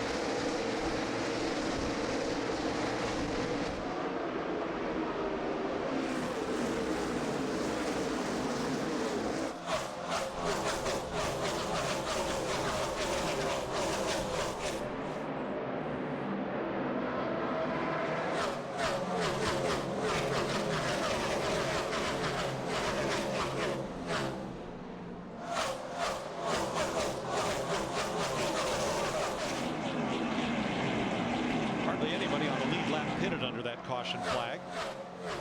So Jimmy Johnson reestablishes his position out front. Now Jeff Gordon in second, and back at sixth, David Rudiman up ahead of Tony Stewart. And I've been watching that 14 car, Tony Stewart. He started back in the 11th position, and that car has been pretty good since dropping the green flag, but he's been patiently passing cars. You know, Larry, and we keep saying, you know, this team doesn't seem to be performing maybe as well as it did last year, but I really think they are. They just kind of got a little different routine this year than they had last year. I think we expect him to be up there running in the front and leading the race. I think you're spot on. Last year at this point, it was not expected. Brand new race team, it was expected with both of those teams making the chase last year. Because he comes in here well up in the top 10 in points, Tony Stewart. 70 laps complete this time by. Krista caught up with Clint Boyer. Well, first it was his basketball team, now his race car. I know it's been a tough weekend for you overall. A change the spindle. What happened here? Yeah, it's just been a tough weekend from the get-go. He was a little bit off, but just really proud of these guys. They never gave up. They fixed the car. We were fast. We were marching to the front and passing cars, and just unfortunately the motor blew up. But hey, I want to hats off to all the guys back at ECR's shop. They've been working hard and building better horsepower for us, and things happen. We pride ourselves on having no DNFs and things like that, and things happen. They're asking a lot of these engines, and it's amazing they could do what they do. But just feel sorry for BB&T and Cheerios, everybody involved. Thought we was gonna have a good day. Thanks, Clint. You know, they came here with a lower gear, which means the engines are going to turn more RPM. And I'm looking at lap times, and they haven't fallen off very much. We're still running around 16 flats, 1580s.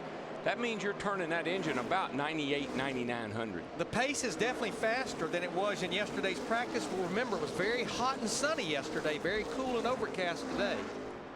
Second place, Kurt Busch goes after Jeff Gordon. Tried the bottom of the racetrack and dropped back in line. Here he goes, taking two different grooves. And Busch just not able to gain much. But you know what? I think you've got to make up your mind. And I believe running the bottom, I know it's tough and it's hard to pass. I'd keep working on my car till I could run the bottom, because that's going to be where you can win this race from. But you know, Darrell, I think that's also contributing to the pace. In practice yesterday, there wasn't enough rubber to run the top, so the guys they had to run the bottom of the track for the most part. Yeah, it's almost all the way up to the top now. Got a good black skim of rubber on the track.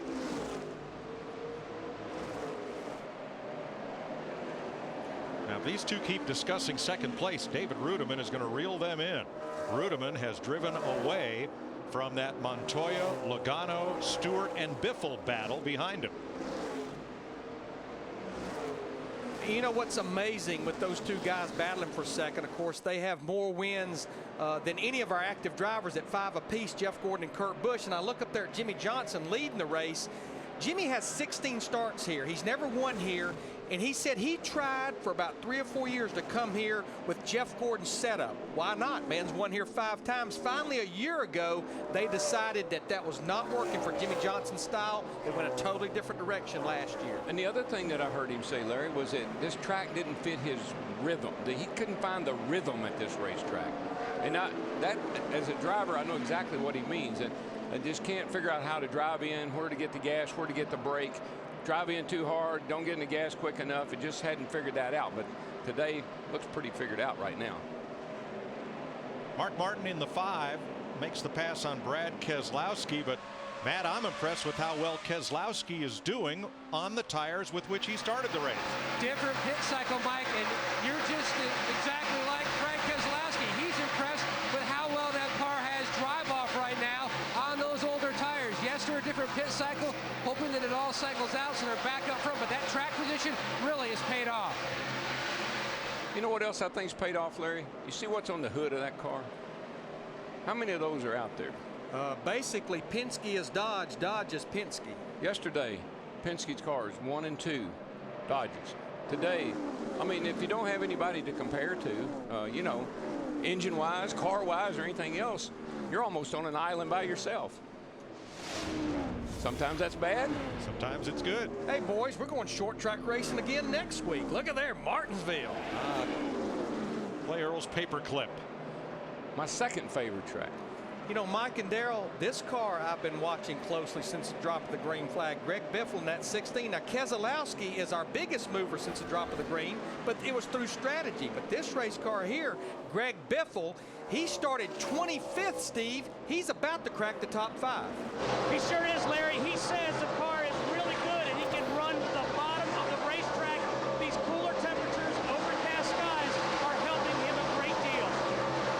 Well, Darrell, you said it in the pre-race. You feel like that he's the closest of our guys that's not won in a long time to get to victory lane. But look at this wad here. None of these guys are going to win if they keep racing like that. Holy smoly.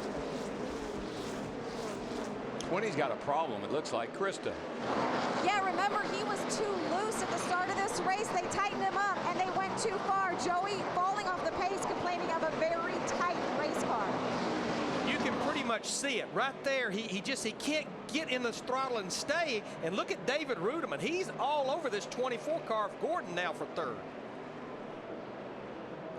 I'll tell you, Rudeman and even Marcos Ambrose, you know, they both had incredible runs here. Joey just got a punt there down the front straightaway by that green car. I think, is that Carl? Carl Edwards, yeah. Joey cannot get out of the way. No, he's kind of a moving chicane, and here comes everybody. Not his fault. They went too far on the adjustment. This is when it gets ugly. And he's going to need he's going to need a caution and hope not to be a caution.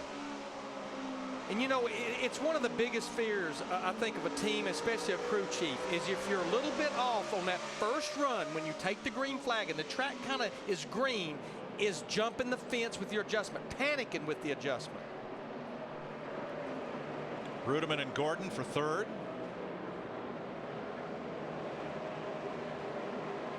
It's just amazing to me how quickly running pretty good, and all of a sudden you can't drive it. That's what's happened to our pole sitter Logano as David Rudeman takes third from Jeff Gordon. Closing in on 100 of 500 laps at Bristol. You're watching NASCAR on Fox, presented by GoDaddy.com.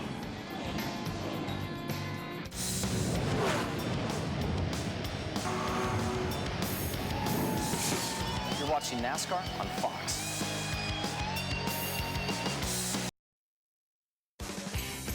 NASCAR Sprint Cup Racing on Fox, presented by GoDaddy.com, is sponsored by Budweiser, the beer that starts with full flavor and ends with a crisp, clean finish. Budweiser, it's what we do.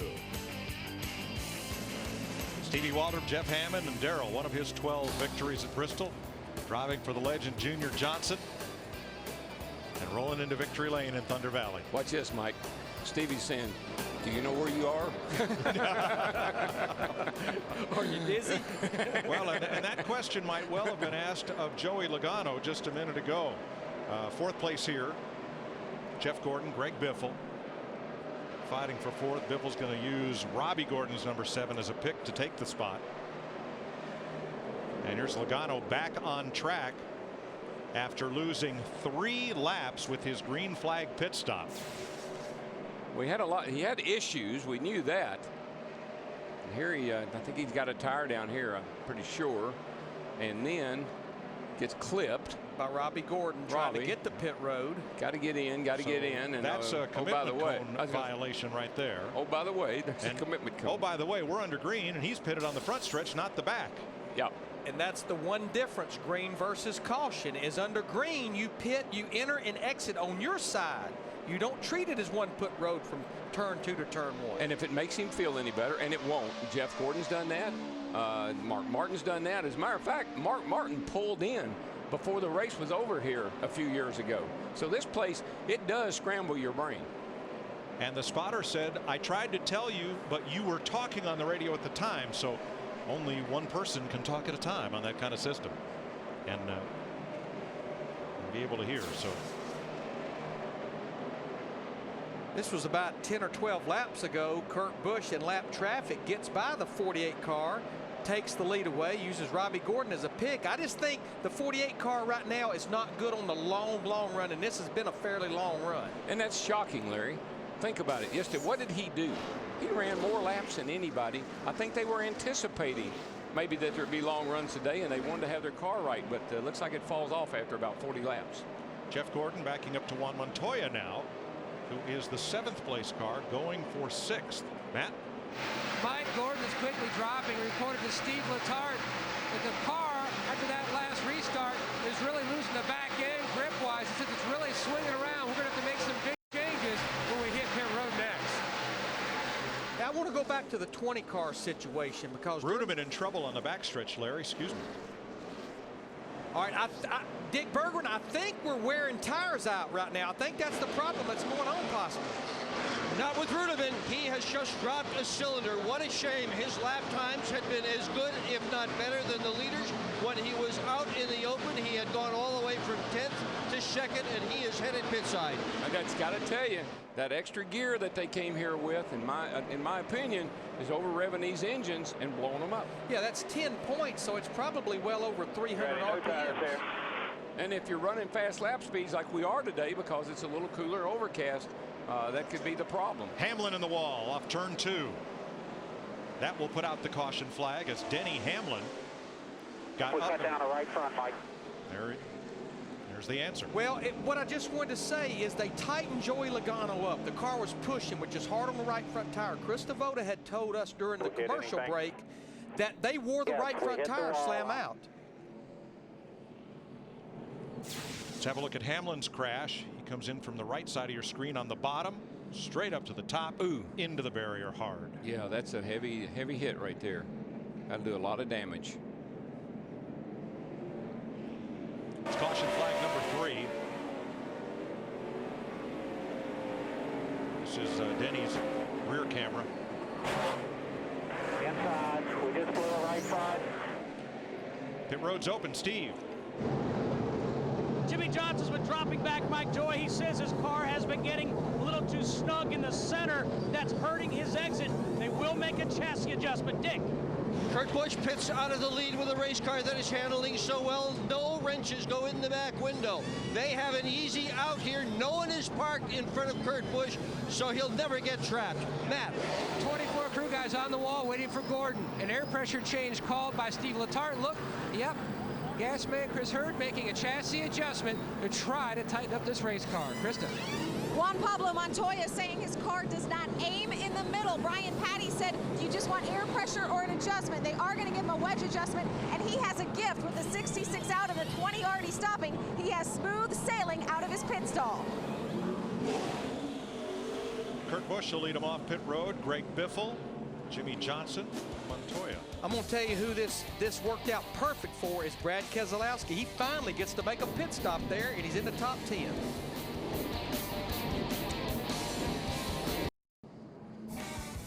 Working the third caution of the day in Bristol, Elliott Sadler will get the free pass after Denny Hamlin pounded the wall in turn number 2.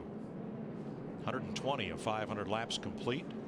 Kurt Busch, your leader. Greg Biffle, Jimmy Johnson, Juan Montoya, and Jeff Gordon. You know, concrete is good for a lot of things, and they start putting them in the pit boxes here because the gasoline just eats asphalt up, but it can be slick. So what teams were doing was using all kinds of chemicals and substance for grip for the car and for the pit crew members.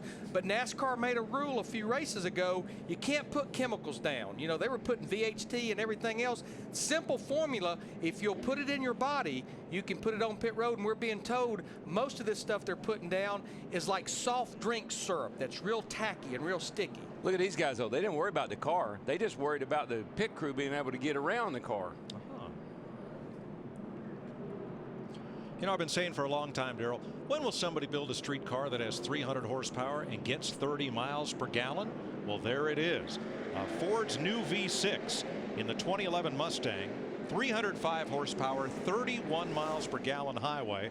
And this June, a V6 Mustang will attempt to go 1,000 laps around Bristol on a single tank of gas. Guess how many laps the car will make at Mustang1000lapchallenge.com, and you could win a 2011 Mustang V6. Good Mike, I drove the pace car. I got out and I said, this most horsepower I've felt in a car in a long time. And I just assumed it was a V8. I assumed wrong. That's a sporty little number right there. That baby will get it. Now, our leader, Kurt Busch, in the 2-car on this restart, he's elected to try the bottom lane. Well, he's been better on the bottom. I think that's one thing. Busch started second, but how about Greg Biffle in the 16, who has come from 25th on the grid to the lead? And then he might rethink that next time. Biffle gets an awfully good run on the high side, and I think Biffle will definitely lead this lap here at Bristol.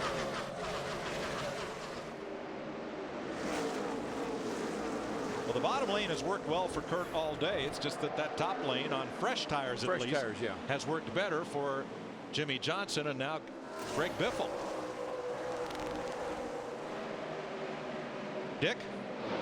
Kyle Busch won both of the races here at Bristol last year, but he has had an absolutely terrible time this weekend. The car was very slow in practice, and this is the right front that just came off his race car.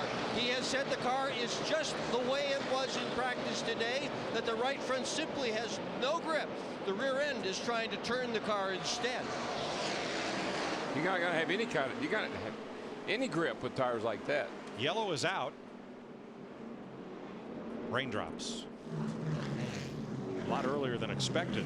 Yeah, we had hoped that this would hold off till 4 o'clock or so, but there's a little bit of rain falling on the track. Not significant, but just enough so that these slick tires aren't going to get any traction. And there you see a drop or two on the camera lens. Well, the guy said we had a couple of 3 hours here.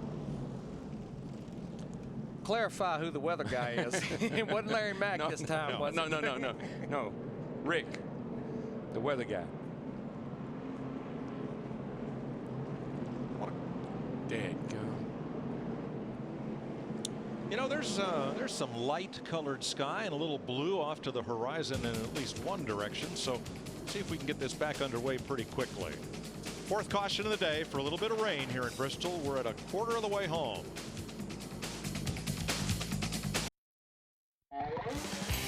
NASCAR Sprint Cup Racing presented by GoDaddy.com is sponsored by FedEx. We understand you need reliable shipping options. FedEx. By Napa.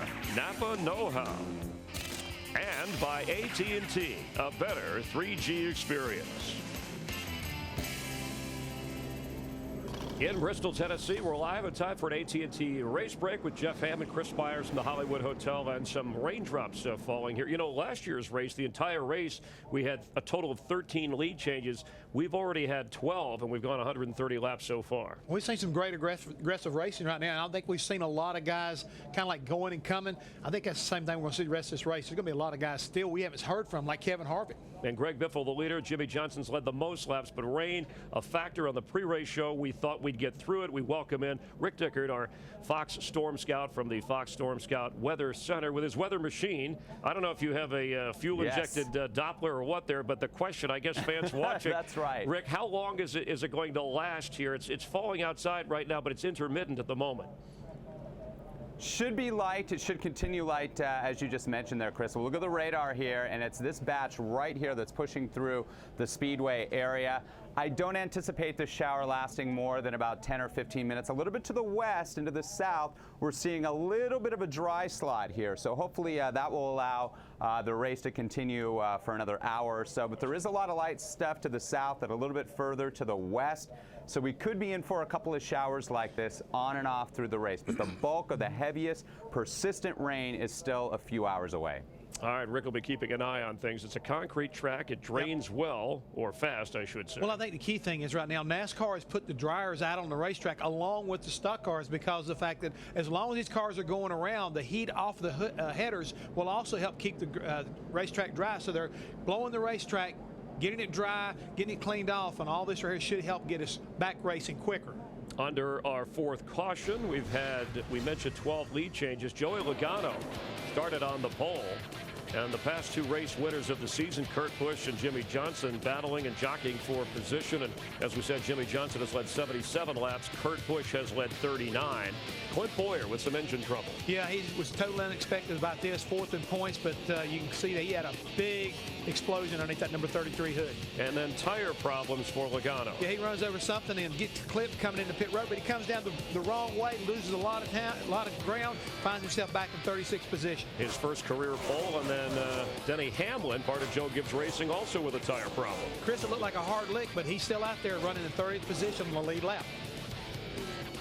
So the early indications so far, some tire action. We've seen a few guys kind of brush into each other. The Carl Edwards Keselowski haven't gotten near each other. Well, it's not time to, Chris. I mean, there's a time and a place for everything. Not at the first part of a race. You should be smart enough. Keep your nose clean. Realize, really, if you're going to get pushing and shoving, it's the latter part. But the cool thing is, so far, we've seen some great racing. Guys have got some cars that work better on the bottom than others. Other guys are able to work up toward the top. So, and Larry McReynolds pointed out, too, obviously, Jimmy Johnson came in. People thought the car to watch. Kurt Busch has held his own. Any other early indications of some of the drivers? Jeff Gordon is currently running fifth, who's won here 5 times. You got Mark Martin and Tony Stewart. All of a sudden, they got their cars better. But here's a guy that's got 5 wins here. There's a guy that understands, how to get to victory lane, and that's Mark Martin. He's as tough as they come, and he likes rock and roll too. And Kyle Busch, who started 38th up to 25th, he won twice last year. Keselowski running in the top 10. Be sure to cast your vote all season long for the AT&T Fastest Pit Crew of the Year. The standings from last week, and you can text from your AT&T phone the car number of the crew you think is the most valuable in each race. Text it to 2258. Delivered by AT&T, the nation's fastest 3G network. 135 laps in. We're drying out the track here in Bristol, Tennessee. This is NASCAR on Fox. Welcome back to Bristol Motor Speedway. We're under caution. The skies are lightening up. NASCAR drying the track, trying to get us back under green flag racing. Here's the start-finish line at Bristol, and we've talked about the pit road being on both sides. Here is Joey Logano's pit, right at the end of pit road on the front side. So under caution, he has to enter the pits in turn 2, come around to his pit here, and exit at turn number 1. However, under the green flag, he can enter the pits at turn 3 or turn 4 and exit the pits at turn 1. Things for Logano got a little bit confused, and it can be confusing at Bristol. It requires an awful lot of coordination between driver, crew chief, and spotter, as Jeff Hammond explains in this week's Nationwide Pit Zone. Bristol is unique. It still has the split pit road. The other thing about Bristol we don't want to lose sight of is how loud it is down here on pit road. Imagine having a chainsaw right behind your head for 500 laps or 3 hours. It can get pretty busy and pretty noisy. Because of that and the split pit road, you, the crew chief, and the spotter up above have got to be on your toes. You got to let that driver know whether he's coming down for a caution flag stop or it's a green flag stop. Communication is so important, and this noise really makes things difficult. But being the right place, the right time, is going to be the key to winning. Thanks, Jeff. Joey Logano currently scored in 36th place after cutting down a tire and then having that mishap as to where to enter the pits under green. A little bit damp here in Bristol, but they're trying to get the track dry just as quickly as possible. I think we're going to be good here, guys. It's already stopped raining, and it doesn't take but just a few minutes with those jet blowers to dry that concrete up. We'll take a break from Bristol with Greg Biffle leading Jimmy Johnson, Kurt Busch, Paulo Montoya, and Jeff Gordon. NASCAR Sprint Cup Racing presented by GoDaddy.com is sponsored by Ford F-Series, America's best-selling brand of trucks for 33 years straight, built Ford tough. By Nationwide Insurance. Call or visit us online for a quote today. And by DirecTV. For the most HD channels, get DirecTV. Race cars keeping heat in the racetrack, and 5 jet dryers hard at work. As you watch from our aerial coverage brought to you by DirecTV. You can learn how to win $1 million at directv.com/NASCAR. Let's go downstairs for our DirecTV head-to-head knockout pit report. Steve Burns. Well, Mike, sometimes the best adjustment is no adjustment. When the third caution flew on lap 115, Greg Biffle told Greg Irwin the car is really starting to get free going into the turns, but leave it alone, so they just took tires. Dick Berggren. Tony Stewart has gone from 11th to 7th, driving a race car that he thinks is just perfect for him. He has had a bit of luck here. He has won a single race at Bristol in the Cup Series, but 3 times he's led the most laps, only to be disappointed at the end when things like a fuel cable broke and shut the carburetor off from gas. He's hoping today for no mechanical problems. Martin Truex Jr., a nationwide winner here at Bristol, but still searching his first top 10 in the Sprint Cup Series here in Thunder Valley. He says the biggest issue I've got, we just got to work this car, make it roll a little better through the center of the corner. Other than that, it's pretty solid. What about Paul Menard? At this time last year, he was 38th in points. He is in the top 10 in 9th, meaning for the first time in his career, he participated in NASCAR's top 12 media availability. The media asked him questions. He said he loved it. Right now, he's currently running 10th, and he said his car is just a little bit snug in the center, but otherwise, very good. Thanks, Krista. Now, next week is our selection show, and then you can fill out your bracket for DirecTV head-to-head knockout. And a perfect bracket could win $1 million. Visit directv.com/NASCAR for all the information. Well, if it's anything like the NCAAs, I don't know if anybody could get a perfect bracket or not. What a bunch of upsets. Other than Kentucky, and they're just upsetting people. That already looks like, as we're getting on 1 to go, that Greg Biffle, our leader, I think he learned a lot while ago with Kurt Busch, the leader, taking the inside. Greg has elected to restart this race on the outside line.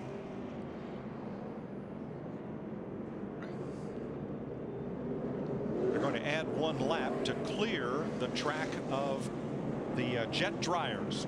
Next week, same song, second verse. We're on NASCAR's shortest track, Martinsville, Virginia.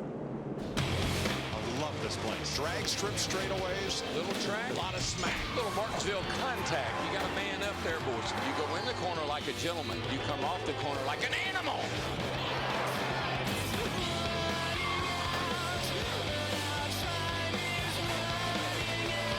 Someone will have a new body.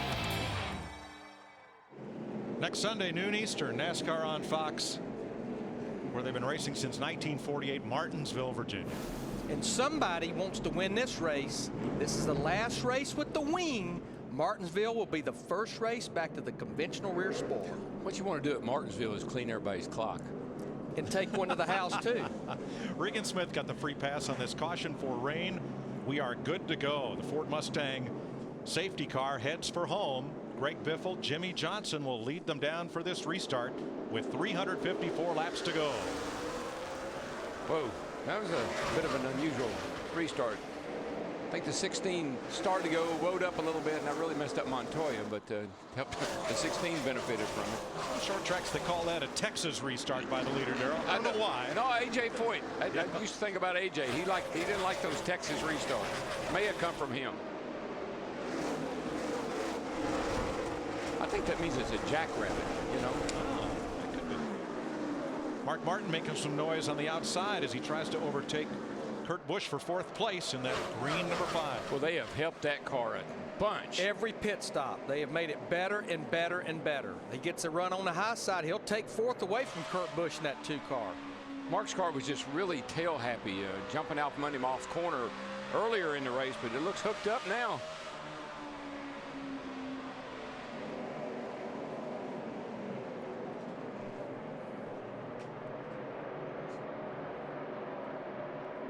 Montoya having a strong race in the early going. It would surprise no one for him to go to victory lane here, despite his lack of short track experience. Car's been good all weekend. Yeah, but he's run good almost ever since he ran his first race here a couple of years ago. Jamie Mack behind Menard. Let's go to his pit. Dick Berggren. Well, the Daytona 500 winner is not feeling well at all, Mike. Fumes are getting into the race car, making McMurray nauseous. It can come from one thing that happens here, the car will bottom out and you can knock a hole in your tailpipes and your headers, get fumes in them from the engine. You can knock one of the crush panels out of one of the wheel wells, get fumes in from the outside of the car, and even the brakes here can cause you to have a little bit of a headache. I'm told he's been stuffed up fighting the flu, and what's the first thing that'll affect? Your equilibrium, and if you don't need it here, you don't need it anywhere. Paul Menard on the outside of McMurray. That's 8th and 9th place. Darrell, it's funny you mentioned the brakes because I was in their garage area, their pit area this morning, and they were completely changing everything about the brakes on that car. Kevin Mannion, the crew chief, said they had fought the brakes ever since they unloaded on Friday. Well, we used to come here with pretty minimum brakes because you don't use a lot of brake here. But these cars, these cars now, you just use a ton of brakes setting the front end. Matt Kenseth on the high side in the 17, Truex underneath, and here comes Ambrose. Ambrose in the 47 fighting back from a pit road speeding penalty earlier. Yeah, he's fighting his way back to the top 10 after qualifying 9th. In fact, he moves into the 12th spot. But yeah, he was like 30th not that many laps ago with that 47 car. Well, Marcos was one of our best cars, remember, in practice, high on the practice sheet and good on long runs. Greg Biffle has company for the lead. Jimmy Johnson trying the bottom where Kurt Busch had a lot of success early in the race. Well, he sees where Greg Biffle's running. If he's going to pass him, it's going to have to be on the bottom right now. Kind of old school would tell you that you're on a short track, you should run the bottom if you want to be fast. Now, I think some guys kind of try to make the top work, but I'm going to drive this race, I'm going to run the bottom. And that's why, Darrell, when they resurfaced this track, they put a progressive banking in it, so the upper grooves are steeper and you had more of a choice of where to run instead of having to be a bottom feeder all day. Single file. Not anymore. 6th place, Gordon and Keselowski.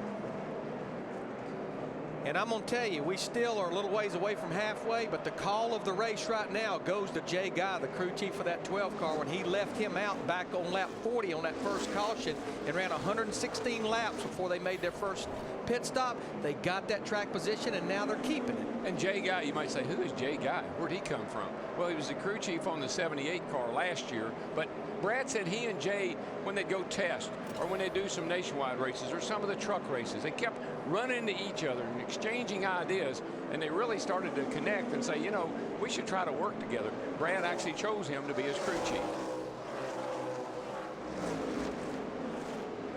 But it's amazing, you know, Brad ran this 12 car 4 or 5 races last year, struggled their guts out. Struggled when this year started, had a great run going in Atlanta before the wreck there late in the race, backing it up here at Bristol.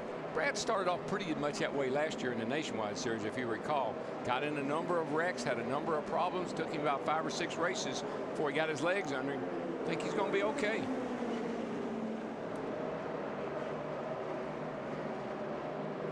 Jamie McMurray joins this battle. Darrell, I guess there's nothing that'll make you feel better than going toward the front. You gotta, if your car's running good and you're competitive like he is right now, you won't think about how bad you feel. Good handling race car, good running race car is like medicine.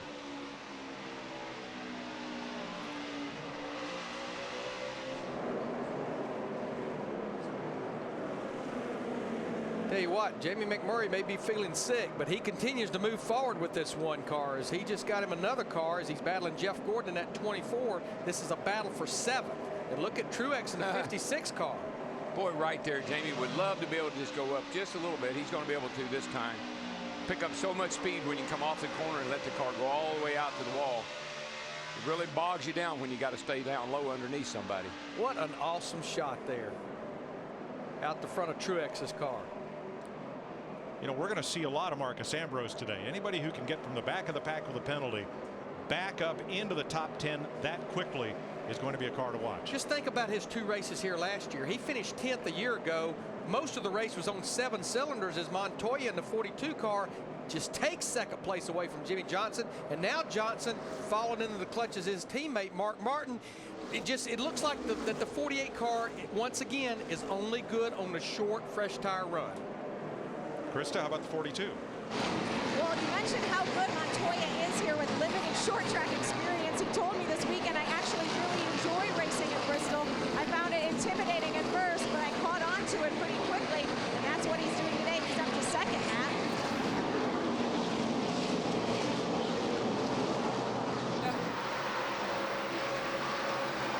Krista, there we go. Krista, the big concern for Mark Martin wasn't about the fact his race car was tight. They made a track bar adjustment backing up on that to try to free it up, but it's what the tire issue was for the 20 of Logano and the 11 of Denny Hamlin. He asked Alan Cusson, were they chunking or they just wear? And he told him it was a wear issue to try to bring the calmness back down to Mark Martin. Always someone who let's keep an eye on possible tire issues, which apparently doesn't appear there is one right now. You know what happens, Larry? We've documented this before. It seems like it's a team issue. You know, the front end settings, the way the front end works, pretty common car to car on every team. And so if one car has an issue wearing the inside of a tire, probably figure the other one will too. I tell you, we talked about Jimmy Johnson in the 48, Darrell, not being good on the long run. Another one that just seems to be backing up is his teammate, Jeff Gordon, in that 24 car. Jeff has actually lost several positions. Now he's outside the top 10 on this run. Well, I think if we watch his car just a minute here, you'll see why. It just really gets really loose with him when he starts to lead. I think he's pushing loose. He's got a lot of wheel in the car, and then when it comes off the corner, the back end snaps out. We've seen that with a number of cars. Montoya wants the lead from Greg Biffle. Here comes the Colombian on the bottom. They have done a phenomenal job, I think. Brian Patty, his crew chief, and Juan, they've worked so well together. They made the chase last year. I'm really impressed with the job these guys have done. And his teammates not doing poorly, doing pretty well too. Good job there. Tell you what, he just drove by Greg Biffle. Right front. Don't like the sound of that. It sounds like everybody is very cautious about that right front tire. It never gets a break at this half-mile racetrack. 178 laps complete. And the new leader in the Food City 500 is Juan Pablo Montoya.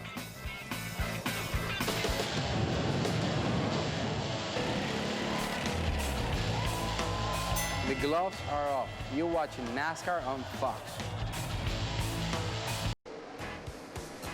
Sprint brings you an inside look at what's happening now inside the NASCAR Sprint Cup Series. Biggest mover in this race, up 29 positions. That's Brad Keselowski. And Greg Biffle, who's come from 25th to 2nd right now, would be the point leader. For more NASCAR stats, in-car audio, and live race radio, check out NASCAR Sprint Cup Mobile at sprint.com/speed. 190 laps complete, 310 to go. And we've settled into the conveyor belt mode, although several drivers, including Jeff Gordon, keep trying to widen the conveyor belt and are just about out of racetrack. Well, they're looking for something. Their car's gone off where they were running, like down around the bottom pretty much. Now they're just moving up high and trying to find a little grip up next to the wall. These guys here are just... Well, their spotters or crew chief are telling them leader on the same straightaway. So desperation's setting in.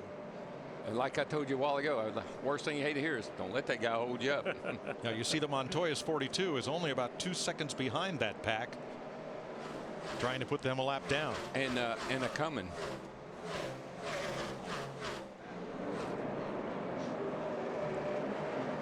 Been watching this battle right here with Jimmy Johnson and Keselowski McMurray. Again, it just seems like Jimmy Johnson, like his teammate Jeff Gordon, just not good on the long run. These guys are going at it pretty hard as we're approaching lap 200. Earlier we said David Rudiman had dropped a cylinder and they're done for the day. They're in the garage.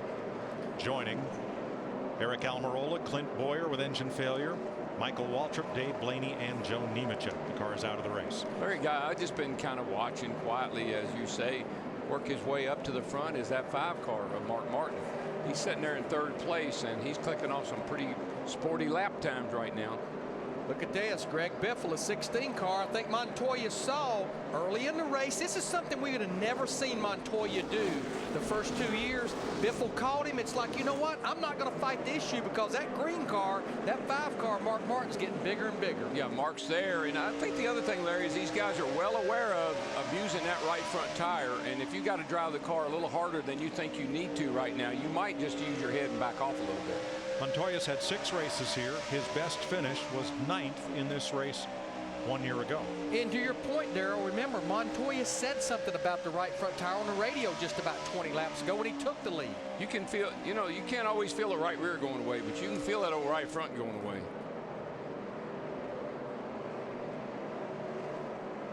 Fourth place, Marcus Ambrose has caught Kurt Busch as they work past the lap car of David Stremme. You know, Darrell, we were talking about this in our practice show the other day. Marcos Ambrose, his forte is road racing. Well, even though this track has the banking of a speedway, what do you have to do here that's like a road course? It's really back off early. If you can learn it, and it takes so much discipline because there's all that banking. You go down that short straightaway, you barrel it off in that corner, and you say, car won't turn, car won't turn. Back off early, get the front end set, and then gas hard off the corner. That's how you pass people. Now these two are racing side by side, but they're about to catch third place Mark Martin.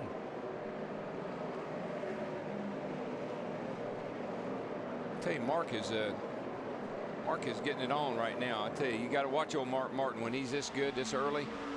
Let's see how he looks in the car, Larry. Man, look at those hands. Cranking that baby. And look at his face. Man, that's a lot of work right there. You don't think this place is physically and mentally demanding? Martin moves past Denny Hamlin, who is 1 lap down. Matt? Great shot. You can see Mark Martin using that elbow pad and the Arkansas grip, as he calls it, but he still can't get out of the back of his mind the tire issue that some other teams have been experiencing. Car in the wall, back straightaway, Casey Kane. That may very well be a tire. We've been out there for quite a while. Caution is out. Caution's out, caution's out. Got an opening coming here.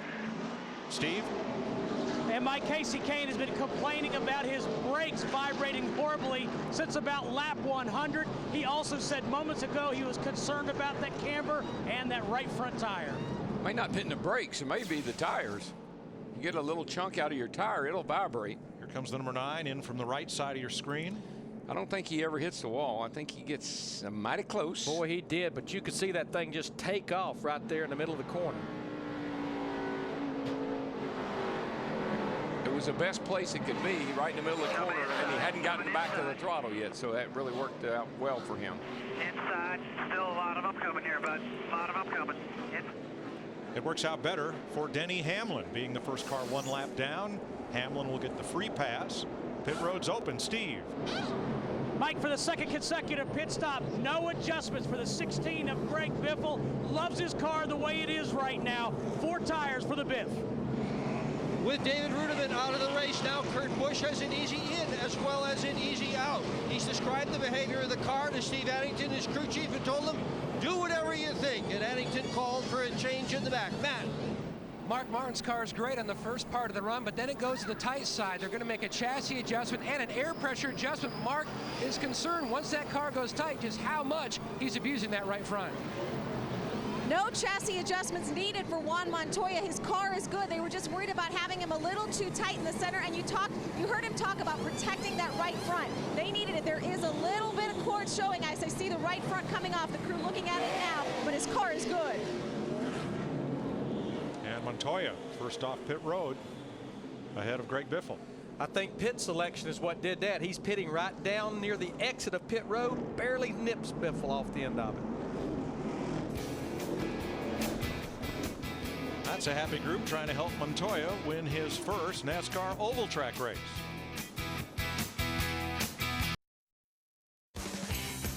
NASCAR Sprint Cup Racing on Fox, presented by GoDaddy.com, is sponsored by Sprint, proud sponsor of the NASCAR Sprint Cup Series.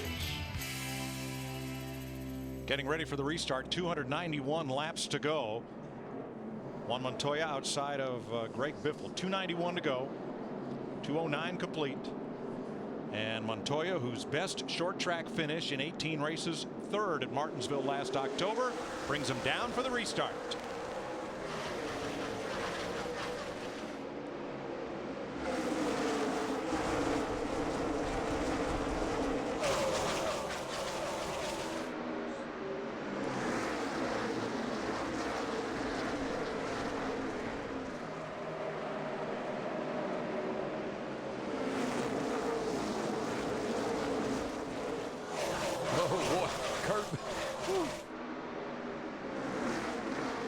Busch hanging tough on the outside. Montoya the leader. Biffle now moves up to the high groove. Then Keselowski and Mark Martin. Mark has 2 wins here. He finished 6th and 2nd last year. Last August, Mark Martin led half the race. Yeah, well, the 2 cars a little quicker than Montoya, but just right in his way, and he dropped to the bottom and tried to go around the bottom. Here comes the Biff. Kasey Kahne in the wall, turn 2. Bounces off it, keeps going. I believe he'll stay green. You're all clear there, all clear. And looked like a right front. Yeah, because we definitely got confirmation that's what happened to that car that brought that last caution. Racetrack's clean, and right now we stay green as we got Greg Biffle fighting on the high side. He'll take the lead from Montoya. The 9 car, I didn't see a tire down on it. On this time here. Yeah, on the right side, it looked up. So Kahne makes it to pit road as the battle's now for 2nd. Kurt Busch underneath Montoya. Steve, how about Kasey Kahne? Mike, right side tires for the 9 of Kasey Kahne. Little indecision. They are going to go ahead and put 4 tires on for Kahne. But again, he's been complaining about brakes vibrating. And we took a look at the tire that came off the right front a while ago, and it was corded. Boy, look at them. We're 2 by 2 up there at the front. We got a couple of new players in the top 10 too. Jeff Burton in the 31 and Dale Earnhardt Jr. He's moved into the top 10 in that 88 car. Kurt Busch fighting for the lead. There's an old short track saying 4 cars under a blanket. This is 6 cars under a blanket fighting for the lead. Those red cars look fast. 42 and that 12. I can't believe Keselowski is just really, really hooked up right now, getting around Jimmy Johnson. Jeff Burton coming into the picture. I believe that's the first time Burton's been up in the top 8 today. Yeah, and I just mentioned him, and then the guy right behind him, that 88 car of Earnhardt Jr. But these 2 guys, they will not give up at the front. Just keep battling back and forth, the 2 and the 16. I had a couple of old buddies there. They've raced each other hard before. This battle for the lead will not quit. I like it. And the thing about it, they're going side by side. I think this says a lot for the racetrack itself. They're not losing to Montoya in that 42 back there in 3rd. Kurt Busch he is committed to that bottom. I mean, he's worked the car, and that's where he's made all of his passes. It's kind of like old school, back in the old days. That's the way you run this joint.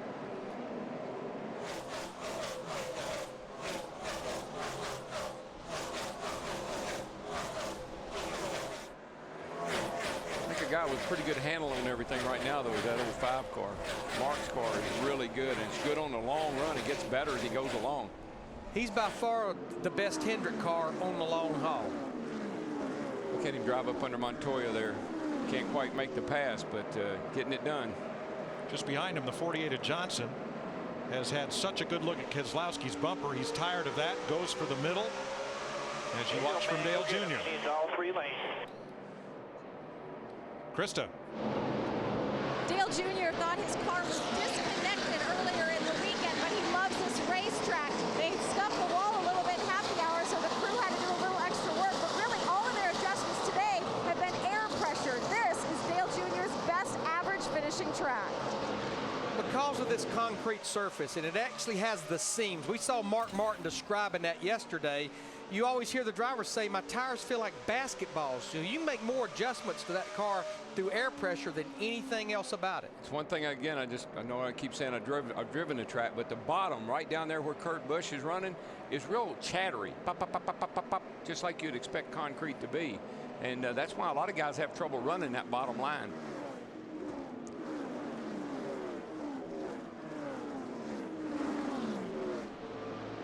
At the front of the pack, Kurt Busch has pulled out a lead of half a second, Dick. Darrell, you've been talking about Kurt Busch liking the bottom and working on the bottom. They came to Bristol for this race with the intention of getting the car to work on the bottom.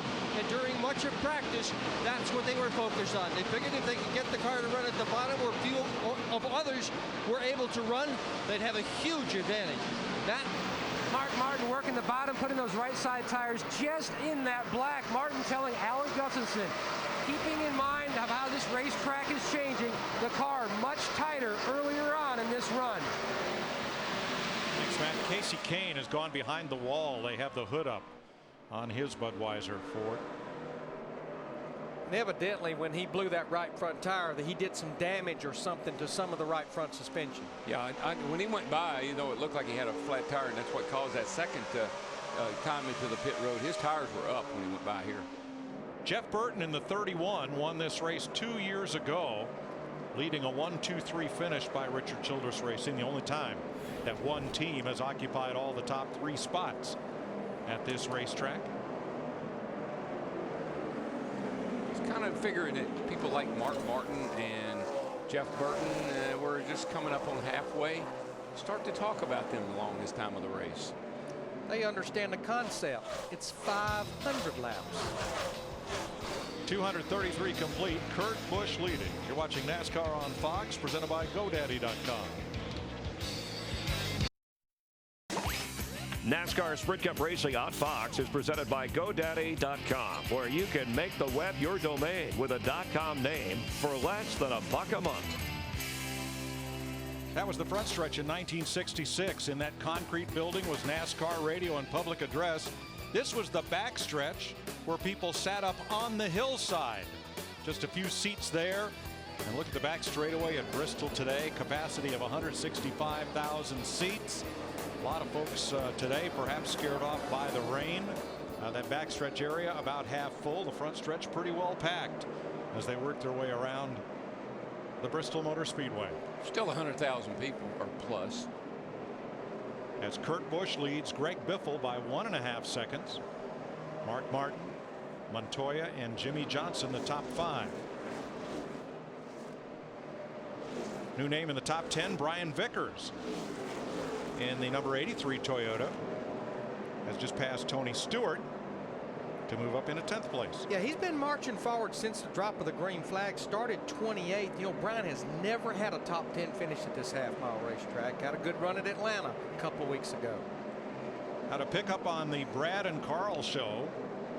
A lot's been written and said about that since those two got together twice at Atlanta. Brad's had a strong day. He's been in the top 10 most all day. But Matt, what about Carl? He's been mired back mid-pack, might do an earlier issue on a pit stop. Now on the last run before this recent stop, he said the car was extremely tight early on. And after the stop, this was Bob Osborne's report back to Carl about their right front tire. Yeah, it's going to get better and better here, but just take it easy till we get a good read, you know? 10-4. Yeah, help me out all you can, Jason. We're doing well. It's just, man, it's so hard to pass. Yeah, 10-4. You know, by the time our car gets good, 50 laps in, we get a caution. Just a slight issue on that right front when he says it wasn't blistering, it was just the material starting to move around a little bit. And Carl said the car is bad tight again already. Asking his spotter, Jason Hedleski, to give him some help up on the roof. You know, the one thing, though, I notice about Carl, Darrell, is he seems to be the only car that's determined to hug the apron all the way through both ends of the racetrack. And that's definitely harder on the right front because you're loading it up a whole lot more. This has been quite a battle for 9th place. Keselowski and Vickers and Tony Stewart and now Jeff Gordon. It's a foursome fighting for 9th. Steve? And Mike, Brian Vickers, as you said, made a great move to the front. His car is just a little snug in the center, but he likes it that way. Yeah, a little tug on that steering wheel is not a bad thing. You can be aggressive. When you get it pushing, that's when you're going to put that right front tire in trouble. One thing I noticed that he started doing a few laps ago when he really started moving up was diamonding the corner. Going in, running it all the way up to the top, and then diamonding the corner off. And it really helped his lap times, and he's moved up some since he started doing that. Now you see Keselowski from Martin Truex's camera. Brad has fallen to the back of that group, back to 12th place. There's one thing about these tires, it seems like they're pretty good for maybe 30, 40 laps, and then you got to have the magic setup. Uh-oh, is that the 47? No, he's okay. Thought he was slowing down. You got to have the magic setup to go past 30 or 40 laps. And Marcus Ambrose there, he got caught again too fast on entering pit road. Second time today that he's had to work himself from the back. He's up to 21st now because of penalty. Yeah, I mean, he's going to run out of laps is going to be the problem. I mean, he's definitely used all of his mulligans up on speeding on pit road because they've got a top 10 race car.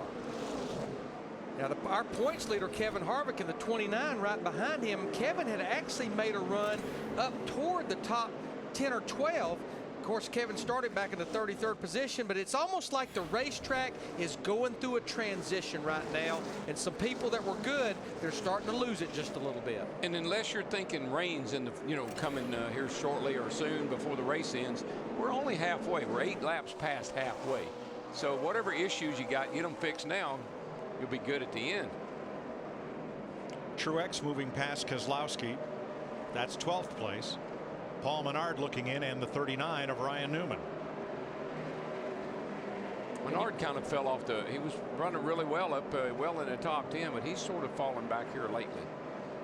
Top 10 in points coming into this race for the 98. And I think Menard, I was a little dubious at the start of the season when he said he was going to run the full-time Nationwide and Sprint Cup schedule, but it seems to have helped him. He has really had a breakout season so far. Boy, there's little tight quarters there, boys, coming off turn 2. That won't work as Newman tries to make it 3 wide. Looks like we've got a problem on the 34 car. Travis Quapple. That's got coming to you guys. Coming to you. Yep. It's got a flat tire written all over it. We stay green. One. Just put right sides on it. Right sides here. Travis was still on the lead lap with that 34 car. He was close to getting lap, but he was still on the lead lap. Oh gosh, the 18 car hard. Kyle Busch Still inside. will bring out the caution. It's the 5th one today. Caution's out. He had flirted with the turn 1 wall twice previously in this race. No, it was the tire, Mike. He just went straight into the wall. Watch it. I was looking right at it. Comes down here and just right about there. Bam. Darrell, it's almost a pattern. Once we cross a 50-lap run, it's like we're flirting with some right front tire issues. Remember earlier we saw a tire that came off of the right front of Kyle Busch's car, and it was worn right down to the cord. Just hadn't been happy with that car ever since we got here. Practiced poorly, qualified poorly, and now he's got damage. Pit road's open, Steve. Mike, Greg Biffle saying his car is just a hair tight. The last 2 stops they've made no adjustments. This time small air pressure out of the left side tires. Dick?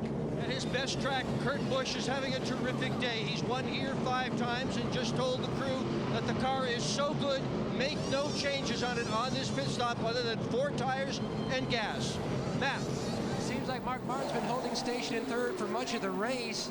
He says the car's still on the tight side. Alan Gustafson going to make a track bar adjustment, go up again, and an air pressure change on the 5. Krista? Montoya's car was tight on the last run. They did not make the track bar adjustment they thought about, so this time they will. The 42 still tight. They're going to go up just a bit on the track bar. The crew coming around to work on the left side. They had the money stop last time, gave Montoya the lead off pit road. It will not happen this time. Still a good stop, though, for the 42. They'll come out 5th. With Kurt Busch out 1st, and the free pass car on this caution will be David Gilliland. Looks like that 5 crew rose to the occasion, gets Mark Martin out 2nd. Jeff Gordon's crew picked up 2 spots. We'll have a look at that getting onto pit road as we go to break. 235 laps to go in Bristol.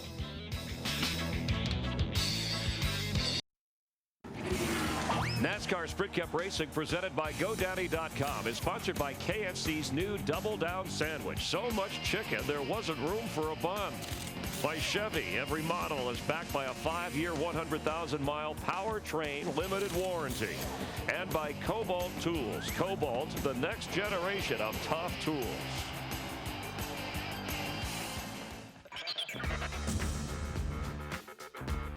All right. 1 to go when you get here. 1 to go when you get here. Stay focused, hit your mark. Let's do it, buddy. Stuff moves around here pretty quick. Let's go get us 2 in a row here. Fast and furious. You're the best at it. Let's do it, bud. Ready? And green.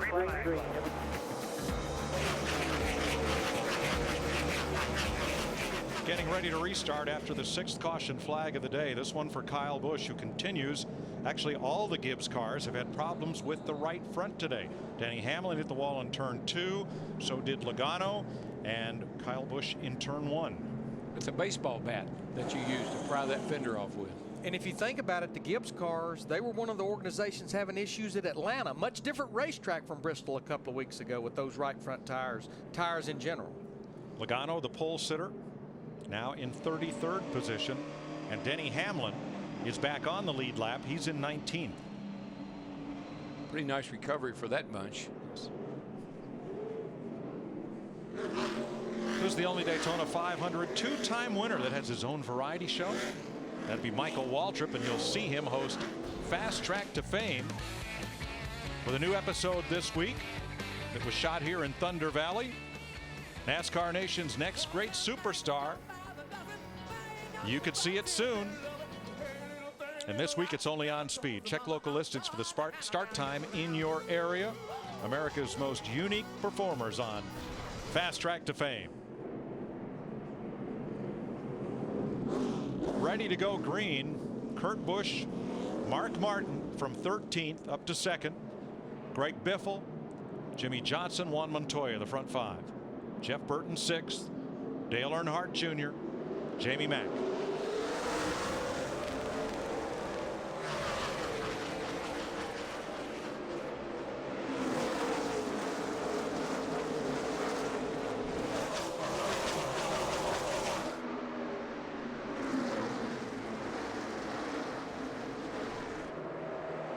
Like Kurt Busch is going to make that outside line prevail. Jimmy Johnson in the 48 was trying to make it work, but look at his teammate Mark Martin. Great runoff too on the bottom that time. They have helped Mark's car so much. I can't believe how much better it is than it was when this race started. That thing will shoot up off the corner. And on the bottom too.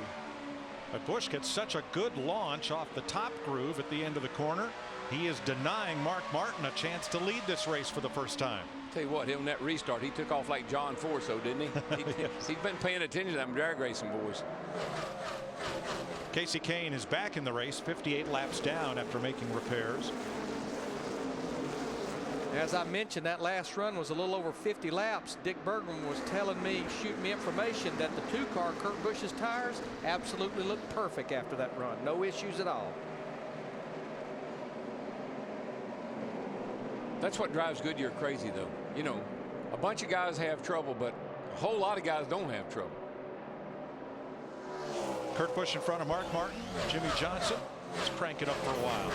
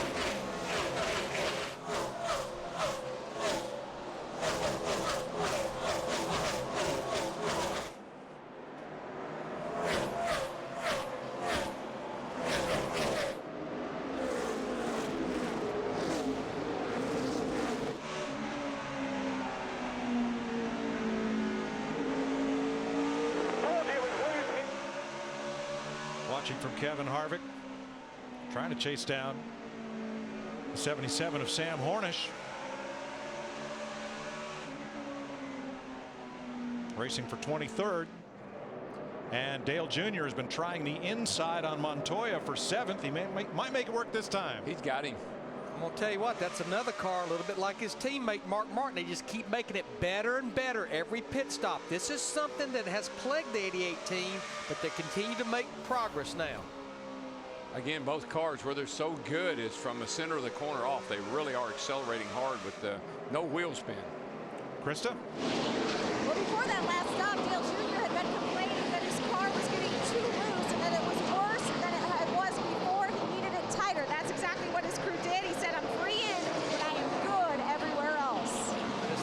be so careful. You just don't want to tighten that thing up so much that you start overworking that right front tire. You'll be in trouble. Jamie Mack gets by Jeff Burton. And Jamie Mack, he might be sick, Dick, but he's moving to the front. Well, McMurray is feeling a whole lot better right now. In fact, on that last pit stop, they offered to put a couple of Alka-Seltzer in his water bottle, and he declined. The theory is that he had gotten too close to the jet dryers earlier when they were drying the track, and it was the fumes from the jet dryers, not the race car, that had made him sick. McMurray running well, feeling well. Jeff Gordon trying Montoya, who has backslid to 8th place now. You know, back to Dick Berger's report on Jamie McMurray, unlike at the speedways, both of the windows are open on the car here. We don't run that right side window, so that's another area for fumes to get in. And really with the bowl effect of this racetrack, the track itself, and then the stadium effect around the outside, things hang over this racetrack, particularly on an overcast, cloudy day like this.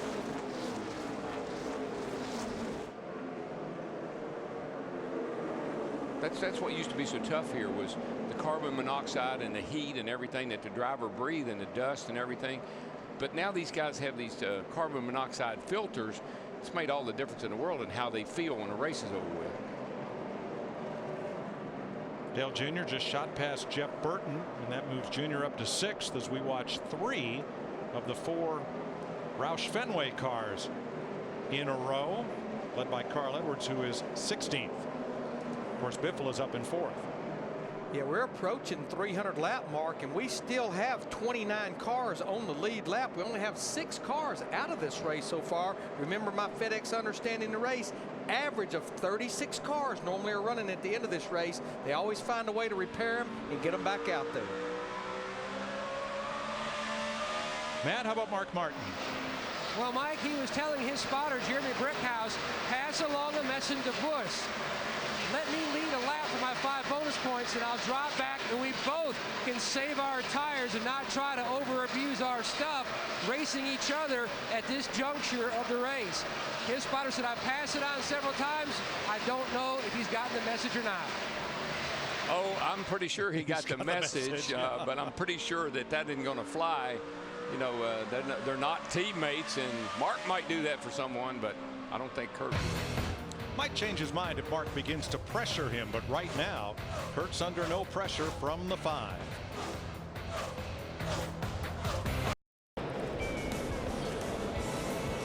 NASCAR on Fox, live from Bristol, Tennessee. In time for an AT&T race break. We've gone 304 laps out of 500. And Kurt Busch, who won at Atlanta, then the off week, trying to go back-to-back. The only other time he's won back-to-back races, 2002, Martinsville and Atlanta. We've had 21 lead changes, 6 different leaders, 6 cautions. And how about Dale Earnhardt Jr., who is trying to end a streak of 61 races without a win, has jockeyed himself up to 6th, Jeff Hammond. I think it's more important right now that Dale Jr. is having a really solid run, Chris. He started back in the 18th position. He's been slowly but steadily making improvements to this race car, and they find themselves right now battling for a top 5 position, and that's something we haven't seen from him a lot this year, and I think it's good to see it here at Bristol. All right, now also at Bristol, Jeff Burton to place, as Mike Joy pointed out, he's had some success here before winning in 08. This is his 33rd race here.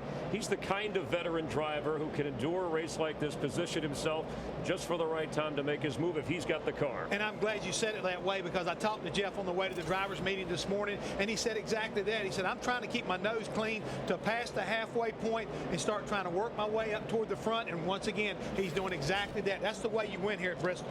There's a bit of a long shot. How about Marcus Ambrose, a part of Brad Doherty Racing? You talk about the Cinderella story or the NCAA tournament, and he's a guy who last year finished in the top 10 in both Bristol races, and we know he's more of a road course racer, but he seems to be hanging in here, made up for an earlier pit road problem as well. Yeah, I saw a little bobble right there in that 47 car being driven by Marcus Ambrose, and yeah, I would call him a long shot all the way from down under Australia, but don't call him a road racer, call him a racer. I mean, this guy has really matured and developed a lot. If you can run well here at Bristol, man, you can run anywhere. I don't care if it's a road course, super speedway, but he has mastered, I think, this Bristol racetrack in a pretty short period of time. Racing like the devil, passing a lot of cars from Tasmania, Australia. The Tasmanian devil, right? And Stewart Haas Racing, Tony Stewart running 8th currently, came in 8th in points. His teammate, Ryan Newman, who has not had a terrific year, but running okay today. Well, they're trying to get something going here with this organization. I talked to Tony Gibson a while back, and he said, you know, Jeff, we fought our way back to get in the chase a year ago. We think we can do it again, but you've got to start turning it around, and today's the day you've got to start doing that. I mean, Chris, short track racing is really where Ryan, I think, has got a lot of strong potential, and he knows he can get the job done here at Bristol. So today they need to come out here, I think, with a top 10 finish. And you're looking at the leader, Kurt Busch, the Blue Deuce, dealing with some traffic here. And a lap ago with Elliott Sadler part of that lap traffic. You get an opportunity to see right there that he just gets passed by the Blue Deuce, and he's up high, and that number 2 car, he is really working well on the bottom side of this racetrack. He pulls over, Kurt backs off a little bit, and as soon as he slides up, he sees that opening, and here he comes. It's hard to spot between that, but Mark Martin and Jimmy Johnson running 2nd and 3rd. Jimmy Johnson dominated the first 120 laps or so, leading 77 of those. But as we said, Kurt Busch, and talking to Roger Penske, he talked about how Kurt Busch has taken over more of a leadership role. They've had some problems in the past, but the maturity of Kurt Busch, talk about his brother Kyle, but the way Kurt has run, it's helped out a guy, believe it or not, like Brad Keselowski and that Penske race team. Well, that's where experience comes into play. I mean, he's won a lot of races. Talking about Kurt Busch, he's won a championship, and that's what I think one of the reasons why Roger Penske went after him, not only because of his leadership capabilities, but he likes the edge on the driver. This guy does have an edge to him. All right, you can text your opinion on who you think should win the AT&T Fastest Pit Crew of the Year award. Points are awarded for fastest pit times. Jeff, of course, has his selection, winning the race, and most importantly, your vote as well. It's the AT&T Fastest Pit Crew of the Year award delivered by AT&T, the nation's fastest 3G network. We haven't seen the hot tempers and the short fuses we always talk about, but there's still plenty of time left. I was going to say, you're getting a little bit premature here, my friend. We've still got a long ways to go. I think anything is possible. And these guys, when they realize it's so difficult to pass, when you get to somebody, you're not going to have the patience when you get down about 50 laps to go. This has been an AT&T race break from the Hollywood Hotel. Let's rejoin the guys in the booth. Darrell Waltrip, Larry McReynolds, and Mike Joy. Great battle here for 5th place. Jamie McMurray trying to hold off Dale Earnhardt Jr. They've been chasing back and forth throughout, working a bit of lap traffic. They get past Regan Smith. They had all but caught Greg Biffle 1 lap ago, and then traffic seemed to separate them out a bit, but McMurray's been running the high line and now drops low to get past Travis Quapple, so Earnhardt Jr.'s not been able to do anything with him. Observation on the 2 cars. I noticed at Atlanta last week, 2 weeks ago, the car wasn't that good to start the race, but Addington and the boys, they kept tuning on her a little bit, and by mid-race, they were car in the wall, turn 3, Darrell. 78 in the wall. By mid-race, they had that car fixed up, and he's got it right front down. Kevin, hold it up, sir. Hold it up. Caution is out. 7th caution of the day for Katy, New York's Regan Smith. Watch the 19 of Elliott Sadler. This is about 2 laps earlier. And he and Smith had been side by side quite a bit. There's the initial contact. Looks like that 19 came up trying to get in front of 78 car, and it just wasn't quite clear. And then 2 laps later, Smith went into the wall with the right front. I'm going to tell you who couldn't be happier to see that caution. Our points leader, Kevin Harvick. He was just about to fall into the clutches of our leader, Kurt Busch. Here he goes right here, and here's the pace car right behind him. So, yeah, he was on the verge. Just not the kind of day Kevin Harvick and that RCR group was looking for. I think for the 2nd time today, Denny Hamlin would be the free pass car. And just think back to Atlanta. You know, they struggled. Harvick did at Atlanta. They finally got the car good enough to finish the top 10, but he hadn't been good since he got here, and that really surprised me. Feeding time at the zoo once again. Steve Burns is the zookeeper. Mike, Jimmy Johnson wants a little more overall grip. They're going to make a track bar adjustment. They're also going to take a ½ pound out of the right rear tire. Dick? Kurt Busch, who won at Atlanta, is looking awfully good today, and so is his pit crew. They have had flawless pit stops all day long for Kurt Busch, and they got another one going right now, Matty. Mark Martin's pit crew gained him a spot on pit road their last visit. Mark's said the track bar adjustment didn't really allow the car to react like he wanted, so they're going to go a wedge adjustment on this stop on the 5. The car still not quite where he needs it on the free side. Kristen. The communication with the 88 right before the caution came out, all of your corners look good. Dale Earnhardt Jr.'s request, don't do anything to hurt the center.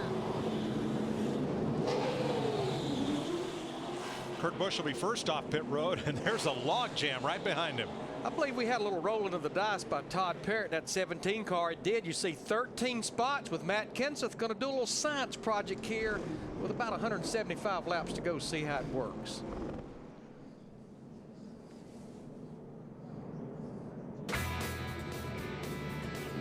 $175 to go. Kurt Busch, Greg Biffle, Matt Kenseth, Jimmy Johnson.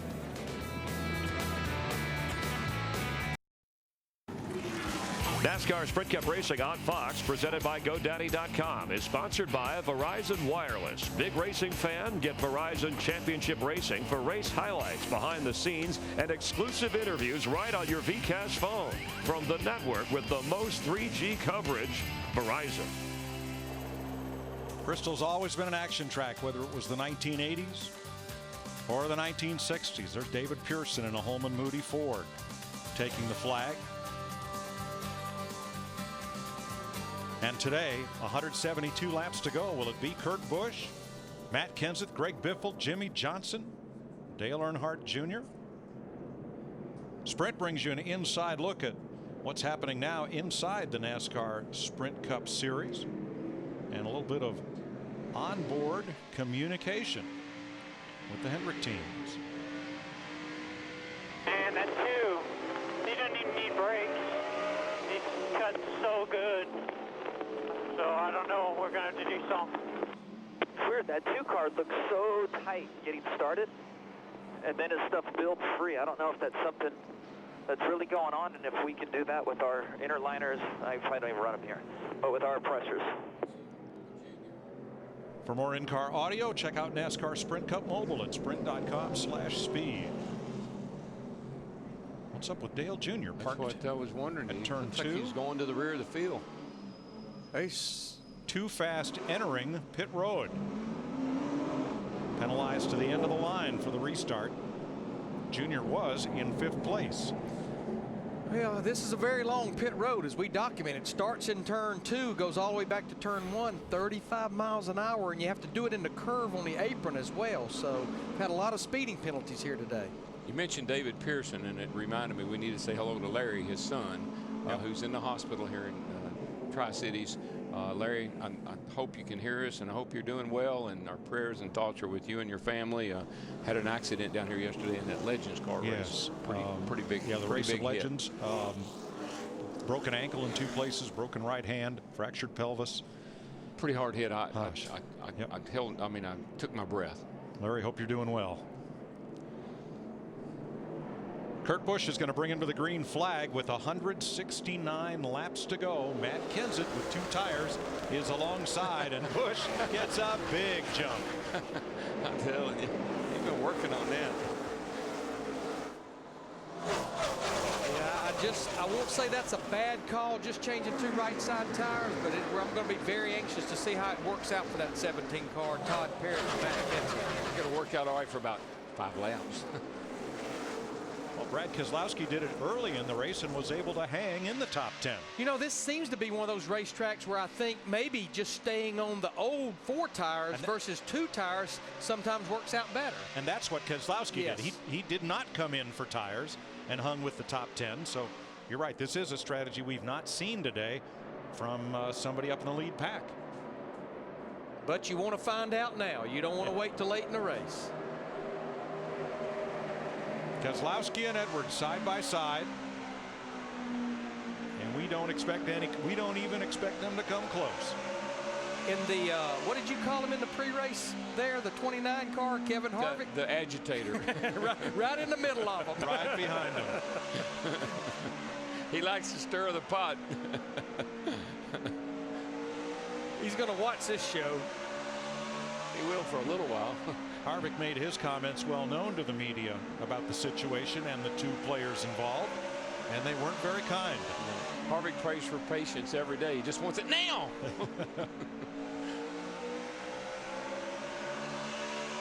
Getting a little rain up here again. Now, to their credit, both Edwards and Keselowski came out of the meeting with NASCAR and their car owners.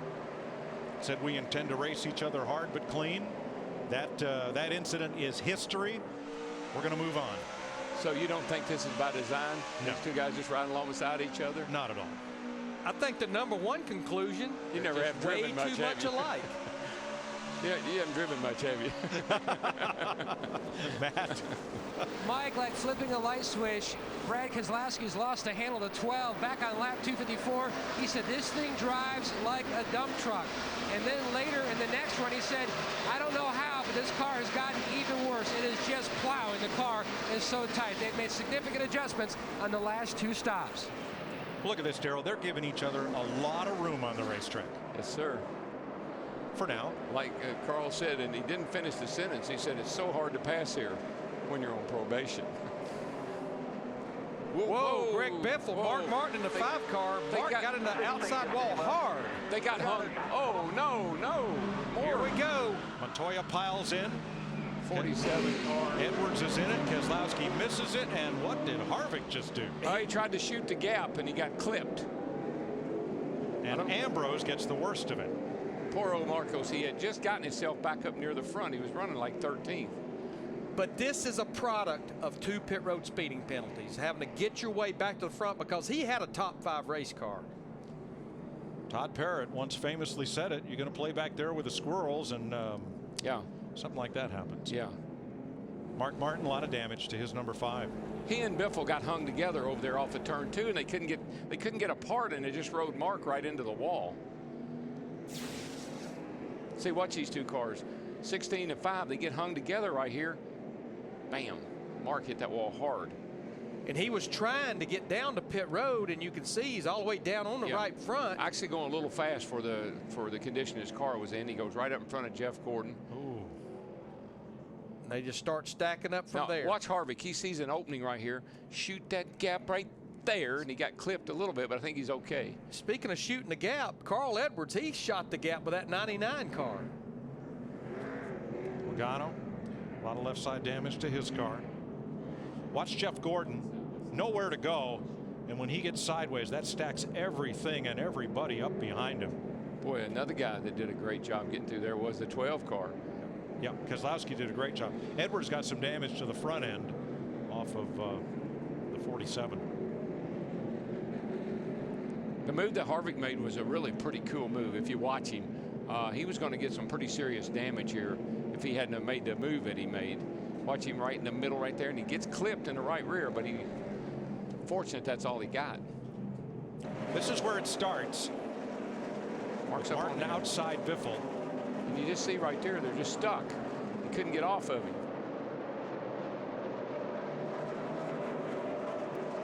Boy, Montoya actually got a bunch of damage with that 42 car.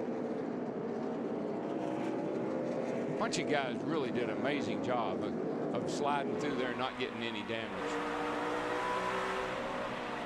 They were hooked together almost. Yeah, they got hooked together and couldn't get apart. And there goes Stewart. He was able to get around that. Here comes Harvick.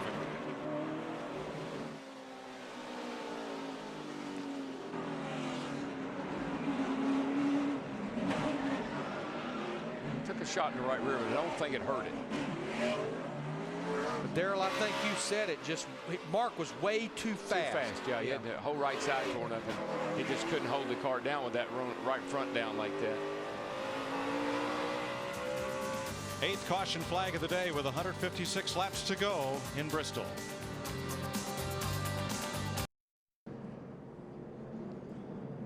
Under caution at Bristol, in numerical order, all of these cars received some damage in the crash triggered by contact between Greg Biffle and Mark Martin. Matt Yoakum is with Mark. And back here with the 5 car now, Mark, Greg Biffle's team has passed along a message that Biffle's radio cord apparently came unhooked from his helmet, so he didn't hear a spotter. Walk us through what happened from your standpoint. I needed to go. I hate it for the GoDaddy.com guys. You know, I was a lot faster than those guys, and I was going, and it just came up, and, you know, I was on the brakes, but we were hung together when I saw he was going to shut me off, and it's just a shame. It's just a shame, man. We had a car that I really believe could contend to win. I know the 2 was leading, but we were running easy, saving our tires back there, just adjusting our stuff, and mistakes happen, but that's a real bad deal for us. You know, that was just one of those things. I needed to go. I couldn't be waiting around. I was waiting around long enough on them, and I had a fast race car and was going around the outside and just got pinned up against the wall. And they pulled off that right front tire. They said the upper control arm was broken. Let's take it behind the wall. Martin was the 6th place car at the time of the accident. He has now scored 33rd behind the pit wall. As is Marcus Ambrose, Regan Smith, several others under repair. David Reagan. This is how we end up with so many cars, though, back out on the racetrack at the end of the race. You normally don't get enough damage that it puts you out. You can fix it, as you see all these teams doing, and they'll be back out there. They'll have a little extra time because they're making repairs to the safer barrier at the exit of turn number 2. Saw him go around here with a pickup with a couple of those styrofoam blocks. Are going to drop down in there. I don't think it's going to be too long. Take too long. See them back here on the truck. Now there's a racer's favorite tool right there. Big hammer. Big hammer. If that doesn't work, get a bigger hammer. Get a bigger one. I said, give me a hammer. Buckle up for fantasy racing action and take the checkered flag every week as you build your championship team while staying within a salary cap. Choose 5 drivers before the green flag waves and challenge your friends. Log on to Auto Racing Challenge on foxsports.com today. Keyword auto. 150 laps to go. And there weren't nigh as many as there was a minute ago after all the cars received damage in that incident. A little bit of hammer work among drivers trying to stay on the lead lap. You're watching NASCAR on Fox, presented by GoDaddy.com.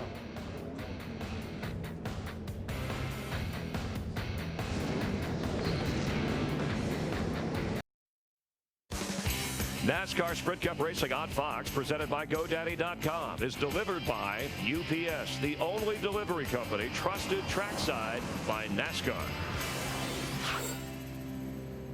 146 laps to go. There's your UPS race summary. 8 cautions for 73 laps. 21 of those for a brief shower. 24 cars now on the lead lap. 13 cars involved in the crash at lap 341. This race summary brought to you by UPS, the only delivery company trusted trackside by NASCAR.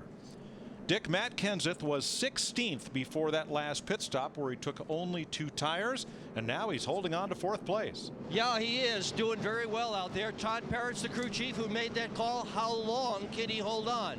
Well, I hope that we can hold off till our our next scheduled stop.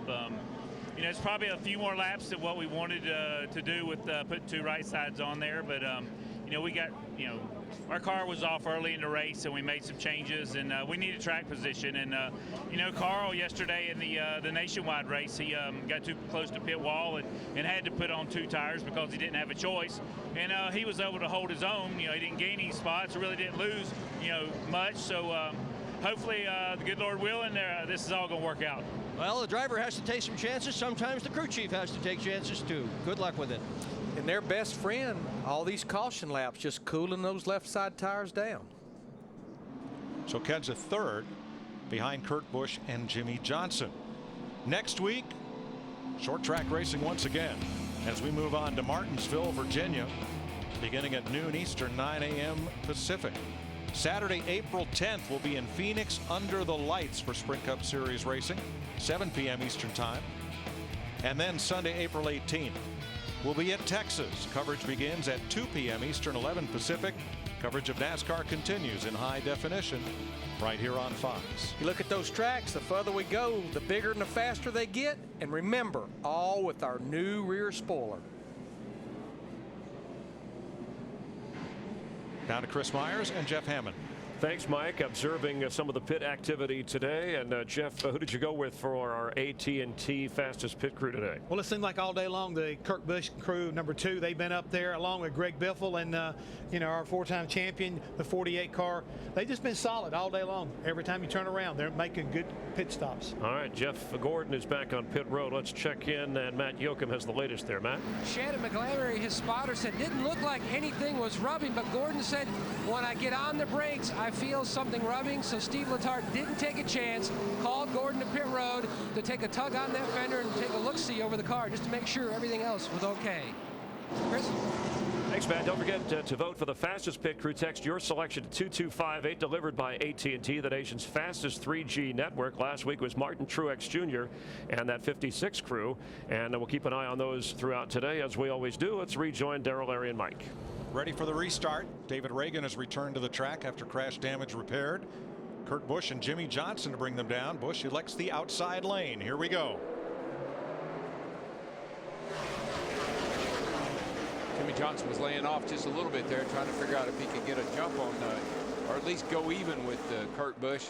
Man, look at McMurray, look to the inside. Boy, he dove it straight from the top to the bottom of that one car. Little crack in the door there, he almost drove through it.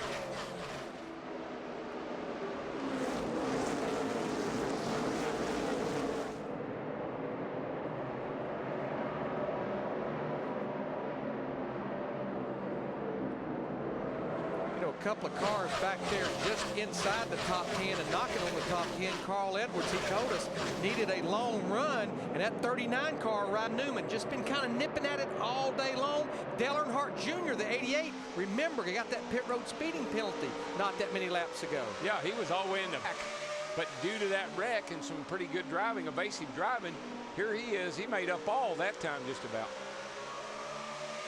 So we listened in on Dale Jr. and crew. Getting busted at Bristol for speeding by whatever it was when I didn't really gain nothing on nobody. It's not the way it should be. It should be a different way to do it. I got you, bud. I got you. Calm down, take a couple deep breaths. Everything's going to be fine. No, I've heard that voice before.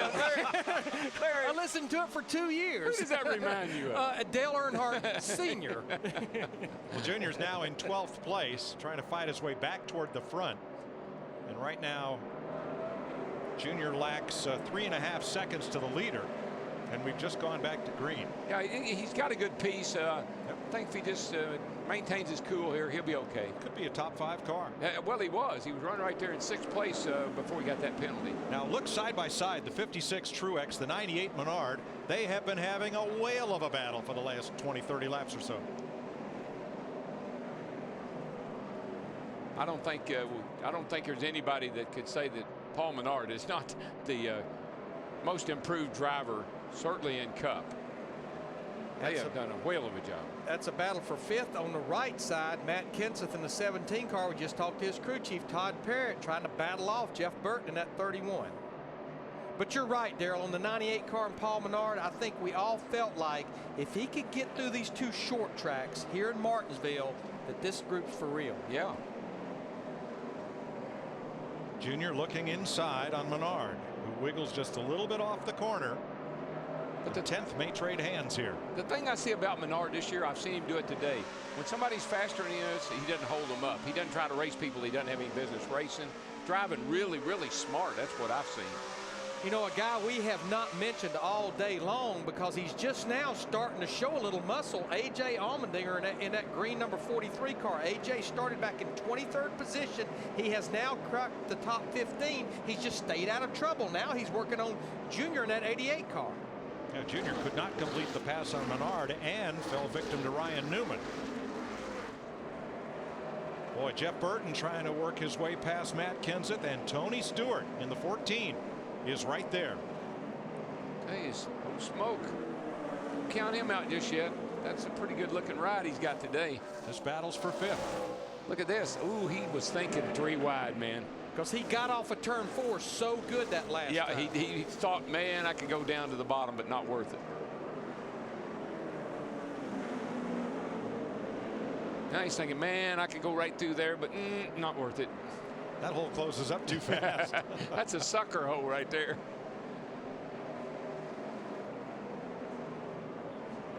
The thing that amazes me is you can run side by side like that. And at most short tracks, the guy in front of you would just be getting further and further away, and that's not really the case here today. Yeah, you can carry good momentum high and low.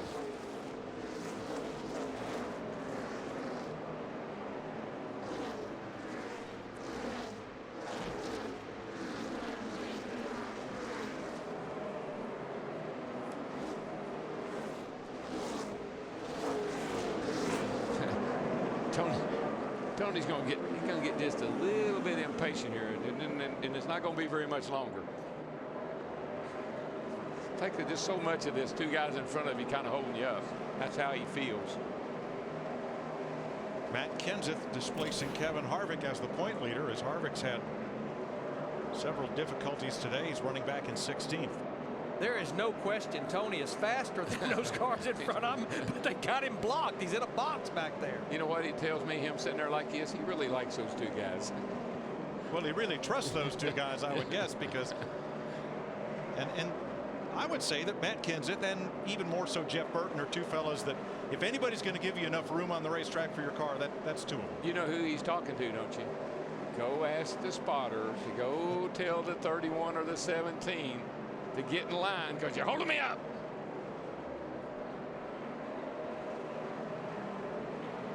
Jimmy Johnson closing on the leader. He and Kurt Busch have been the class of the field most of the day. This just won't quit. No, Tony's got you can see right there. He'll get him now. Now he got him lined up a little bit and think he'll be all right. And yet they remain 0.7 of a second behind Greg Biffle, the 4th place car. He overdrove turn 1 and 2 that last time. You see the old 14 car wash up the racetrack. But Larry, that's why you become very impatient. You get a little frustrated, start driving in the corner a little harder. Not a good idea, because all you'll do is get your tires worn down, get them hot, and then you won't be able to go. 120 laps to go. The rains predicted for about 4 o'clock today have held off, but for one brief shower that put us under caution for 20 laps. It's a perfect day for racing, really. It's overcast and not terribly hot. The track's got a lot of grip. Jeff Burton in the 31, he drove away from these 2 cars here. There you see him right there. He's pulled up actually behind Greg Biffle in the 16, who's in 4th. I'll tell you what, up at the front, that lead is shrinking for Kurt Busch in that 2 car. That 48 is hounding him now. Jimmy has led twice today for 77 laps. Kurt has led 200 laps today. Steve? And Mike, Jimmy Johnson has spent this entire race trying to take care of that right front tire. The last 2 stops, Chad Canal said your right front looks great. But Jimmy said, I thought I was being a little abusive. But he said, just focus, we got a trophy to go get. But I've said this over and over about Jimmy Johnson, and we're not anywhere near the end here. We got 115 laps to go, but who's the best closer you've seen in this sport in a long time?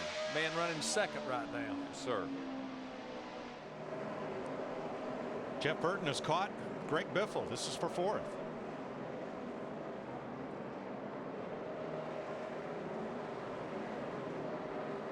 Now, most of these cars, they have been out there about 60 laps on these tires. Of course, we did have those caution laps in there, so they've actually probably got about 40 green laps for the most part.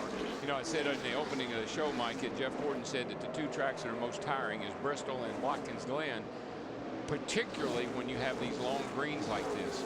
We have had enough cautions kind of to break it up, but when you go long green here late in the day, you're hanging on for dear life at the end of this race. Don't forget Biffle ran 300 laps yesterday in the nationwide race as well. Kurt Busch leading Jimmy Johnson by half a second in the Food City 500. NASCAR Sprint Cup racing on Fox, presented by GoDaddy.com, is sponsored by AT&T, a better 3G experience, and by Mobil 1, the world's leading synthetic motor oil brand. Put some NASCAR in your car with the One, Mobil 1. Caution is out at Bristol for the 2nd rain shower of the afternoon, and Brad Keselowski does not pit with the rest of the leaders, so he picks up the lead. We actually had two other cars that stayed out. Jeff Gordon in the 24 car and Elliott Sadler in the 19. Now, this was the race off pit road under this caution. Matt Kenseth pitting on the backside and coming up into this group. Everybody's going 35, right? Exactly. Exactly is exactly right. This is the first Bristol race with more than 20 lead changes in 20 years. 1991 we had 40 lead changes, and there you see some of the low-hanging clouds over Bristol, Tennessee.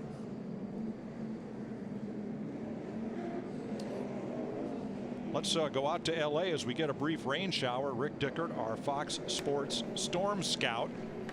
Is this another scattered shower, or is this the start of something big? Well, as I mentioned earlier, as the afternoon progresses, we're going to see a better chance of more persistent rain. And you can see on the radar, it's really starting to fire up here. A lot more action in and around Bristol here, mostly light stuff, and a lot of that not reaching the ground, but some of it is. And right now it's a cloudy and cool day in Bristol. So if we start to get any rain actually start to accumulate in and around the track, it'll take some time to evaporate. They'll have the dryers out, and I know those cars do a good job keeping the track clear. But as the afternoon goes on, we're going to see probably more of this. Light rain showers. Most of them will be brief. All the heavy stuff is still well off to the west, but you could see even to the south all this action pushing up, so we could see some more showers on and off as this race comes to an end. Rick, we're going to need at least 30 minutes to get the rest of this race in. What do you think our chances are getting to 500 laps? Yeah, I think we will, but there could be multiple cautions. You know, we are watching the showers as they push up, and as you can see to the south, because you can see it's all moving from the south towards the north around this low pressure system, which is still well to the west, and that's where the real heavy stuff is. I don't see any really heavy persistent rain over the next hour or two. Most of that will hold off, but enough light shower activity that we could see a couple more cautions. All right, thanks, Rick Dickert. In the words of our other famous forecaster, Carl Spackler, I don't think the heavy stuff is going to come down for quite some time. That's the great thing about it, though. They can dry this concrete surface so well. Let's make sure we understand what has went on with these three cars that stayed out. Brad Keselowski and that group, they were last on pit road at lap 345, so they've got about 35 to 45 laps on their tires, and that would be not including the cautions. Now, the two cars I talked about behind him, Jeff Gordon in the 24, who was actually involved in that wreck on lap 340, he and Elliott Sadler, the 19 car that's showing third right now, those guys actually pitted on those cautions. So realistically, they only have about 25 to 30 laps on their tires. Based on Brad Keselowski early in the race, I think that's a great call on all three of those cars because, again, the more cautions they run, these tires are going to continue to cool down. It wasn't that long ago Elliott Sadler was a wave-around car. 103 laps to go. Brad Keselowski, who finished second in yesterday's nationwide race, is our leader. Waiting out the rain here in Bristol, it's NASCAR on Fox and aerial coverage brought to you by DirecTV. Learn how to win $1 million. Go to directv.com/NASCAR. Jeff Hammond, Chris Myers here in the Hollywood Hotel, and look who's leading the race with 100 laps to go in his first Cup race in Bristol. That's the 12 car of Brad Keselowski. In fact, he's led more laps today, 11 plus, than in the previous 21 races combined. Pretty impressive. And you think about it like this, Chris. Go back to a couple weeks ago at Atlanta. Very solid run there for Penske Racing in his number 12 car. They come here.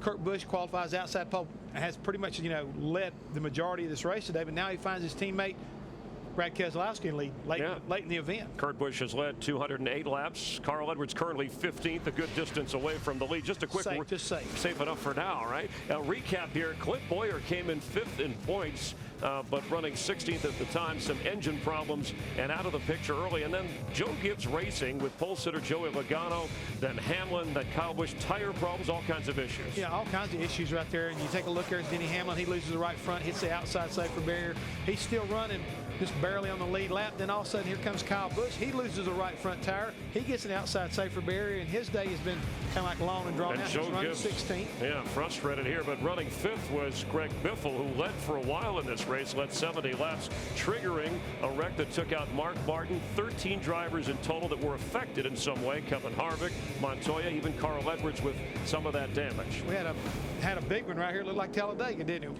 So 7 different leaders and 24 lead changes so far in the race, and we've had a little bit of action, a little bit of rain delay.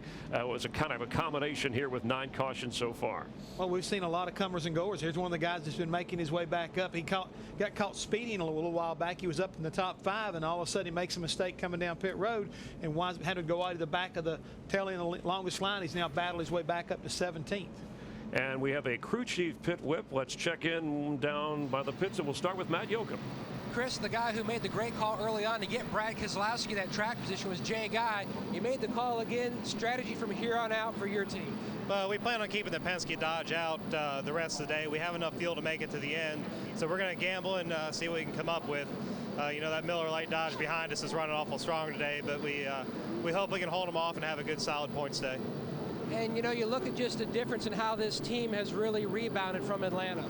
Yeah, I mean, we've had good cars all year. I mean, Steve Addington coming over, you know, and myself and Travis Geisler, we all work so well together, and we just feed off each other. And all the Penske cars have been running well all year. We don't have the results that we need. You know, the 2 cars running well, but we're making progress every week, and you know, we're just happy about that. If we go into overtime, do you have enough fuel for that situation? All depends how many cautions we have left. I hope so, but we'll just see and play it by ear. Dick Berggren? With Steve Addington, Kurt Busch's crew chief. Hey, we're getting near the end of this thing. What do you think? You're going to be able to win it? Well, I think our car's strong enough to win it. The 48 and the 16, those guys are really good, but I think that we're right there with them. I mean, our car's been pretty good from the start of the race, so I believe we got something for them. Maybe put this Miller Lite Dodge back in victory lane 2 weeks in a row. All right, Steve. With Chad Canals, and Chad, you guys have been working hard on that right front tire to save it. Are you in? You said this morning you want to be in the top 10. When you get close, you're there now. Yeah, we're pretty pleased with the car. It's been pretty good all day long, and you know, we did have some and have had some right front tire problems. We kind of thought there might be some issues with that coming into the race, and unfortunately it came true. So we made some pretty significant changes to the Lowe's Chevrolet, and you know, it's running pretty well. Obviously this rain makes your pit strategy a little iffy from time to time, but we're going to play it to the best of our ability, and hopefully we can be in a position to battle for the win. But if nothing else, when we get a top 10, we're going to be pleased.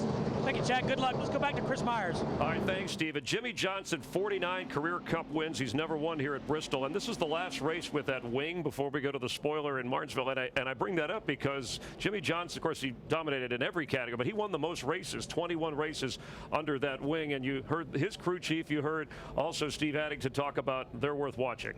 Well, the thing is right now, I'm not going to worry about that spoiler next week because we're really going to try to stay focused on what's happening here today. And as far as the 48 car and the rest of these teams are concerned, I don't care what you put Jimmy Johnson in and Chad Canals working on, they're going to make it get to victory lane eventually. So just be a matter of time for them boys getting back there. But I think his focus that they would like to be able to go out of this race and say that they won with this car in this configuration just for the personal pride of it. And they have run well today. But again, track position here late in this race and being in the right position may be two different things. When they drop this green flag, there's some guys up front we're not too sure about how good they're going to go. The battle to get up to the front could be what's going to be interesting, watching Kurt and him both trying to battle it through there along with Greg Biffle. Yeah, and you on the pre-race show, you predicted Jimmy Johnson to win this race. Darrell Waltrip went at least beat Darrell. He went with Kurt Busch, which made it interesting. And now the weather, it may be a factor here. Yes. And you know, the last 3 spring races here at Bristol, we've had overtime. In other words, the green-white checker finish. And now, of course, this year, of the 4 previous races, we went into a second green-white checker, and we have an option of going as many as 3. So you heard even the crew chiefs have to start thinking about weather, about fuel, and of course just a matter of having their drivers survive. I'm just glad I'm not on top of the pit box right now because of that multiple green-white checkers. I think that's something that really throws you a curve that you really can't already really figure out what to do for sure, because the luck of the draw, the luck of the start. We saw a week ago when they dropped the green flag in Atlanta, or 2 weeks ago in Atlanta, one guy spun his tires and stacked everybody up in the outside outside line, and the inside line took off. So you just never know what's going to happen. And here at this short track, it's going to be 10 times worse because these guys are going to run over top of each other. They're not going fast enough to scare each other, so they're not going to be worried about running over each other. We've already had a 13-car wreck. You talk about being thrown a curve. Beginning April 10th, America's Pastime returning to Fox with the best players, teams, and matchups every week. Begins with the World Series champion Yankees taking on the Rays or the Cardinals Brewers. Some will see Mariners Rangers. Fox Saturday Baseball returns April 10th. Note the special time of 3 Eastern, 12 Pacific, and 2:30 Eastern, 11:30 Pacific on Fox. As boy, hey, a modified racer. you have to modify to hang in there with Bristol. Bristol special.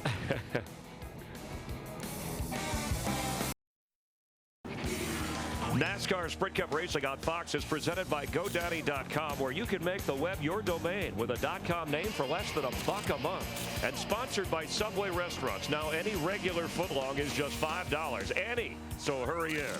And by Sprint, proud sponsor of the NASCAR Sprint Cup Series. Here's the situation with 90 laps to go. We're ready to go back to green. The first 3 cars, Keselowski, Jeff Gordon, and Sadler, did not pit.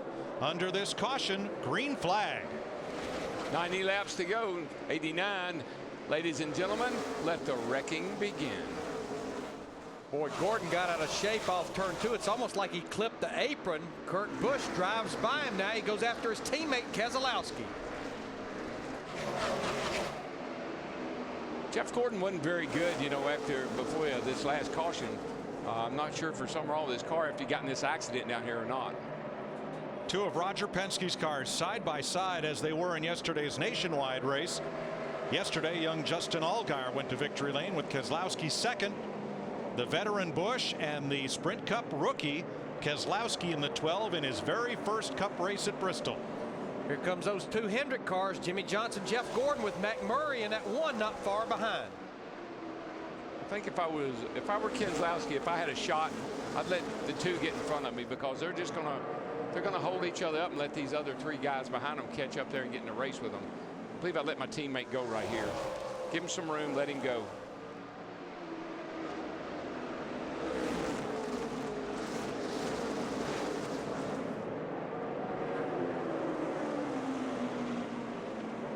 Jimmy Johnson third, diving to the bottom for second.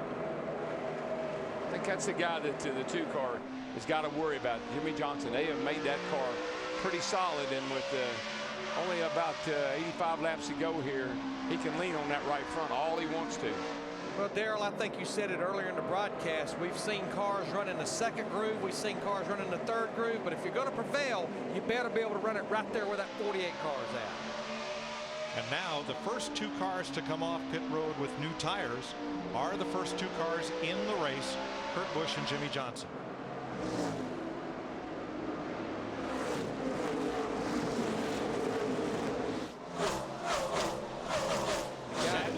Sadler, who started up there with the leaders, he's faded back, Larry, out of the top 10. Yeah, you've got to have a good handling race car if you're going to stay up there. And I tell you, another guy that's come in there is that 77 car, Sam Hornish Jr. And just think about all the trials and tribulations that 18 car Kyle Busch has had, and he's sitting there now back inside the top 15. Well, we're seeing a lot of guys that are surfacing right back into the kind of swing of things here because they've made pit stops at the right time. Made the right adjustments. Right with them, Kyle Busch. Now here's Carl Edwards working the 19 of Sadler, and then Hornish, Busch, Earnhardt, and Allmendinger. Kyle Busch is a different driver than he was a year ago when it was checkers or wreckers.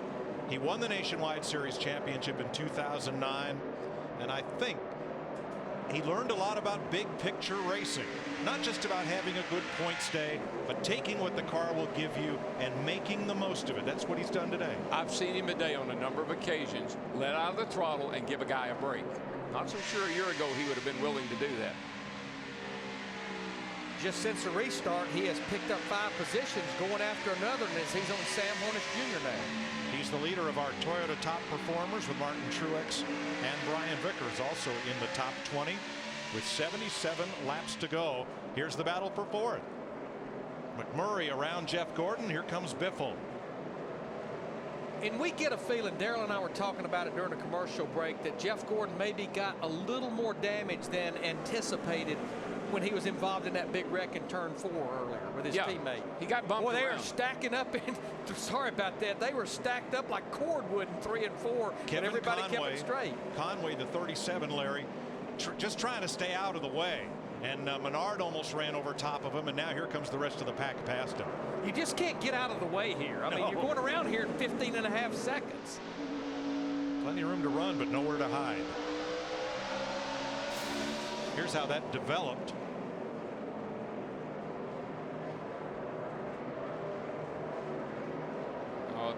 Allmendinger. Yep. Impatient. Got the 37 pushed up the hill. It's IBS. And Menard. It's IBS. But it lasted almost for a whole lap. And what again is IBS? That's irritable Bristol syndrome. Okay. Allmendinger's still at it. He's after Sadler, and he's trying to stay locked onto the back of Dale Jr. for 13th place.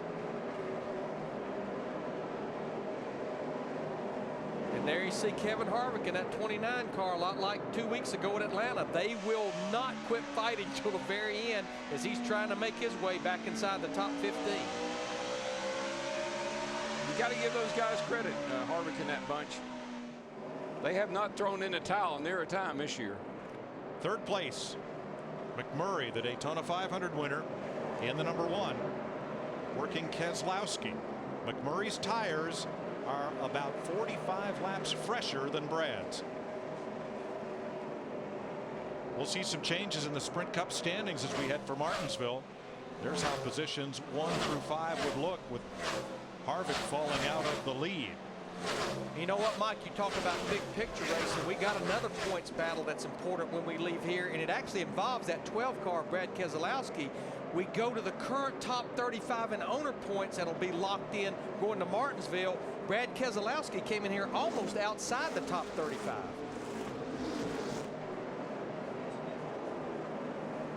Mark Martin coming back in the race after repair. And he is 91 laps down, the last car running in 35th position. Well, his car looks a lot better than Marcos Ambrose's car. At least he got a whole car. That's true. Martinsville next week. The paperclip shaped half mile with its drag strip straightaways and oh so tight corners. And the most talked about hot dogs anywhere. As these guys continue to go after it for 3rd place, as we've got 66 laps to go, what's going to be interesting is our leader, Kurt Busch, who still has that 48 car back there lurking. There's about a dozen cars in front of them on the same straightaway now, so he's about to get into some heavy traffic. Well, what I like about the 2 car, and I've liked it all day, is he seems to be able to, everybody wants to run a little higher than normal, I'd say. He's right around the bottom. That's going to pay off for him at the end of the race. There's nobody in his lane, in other words.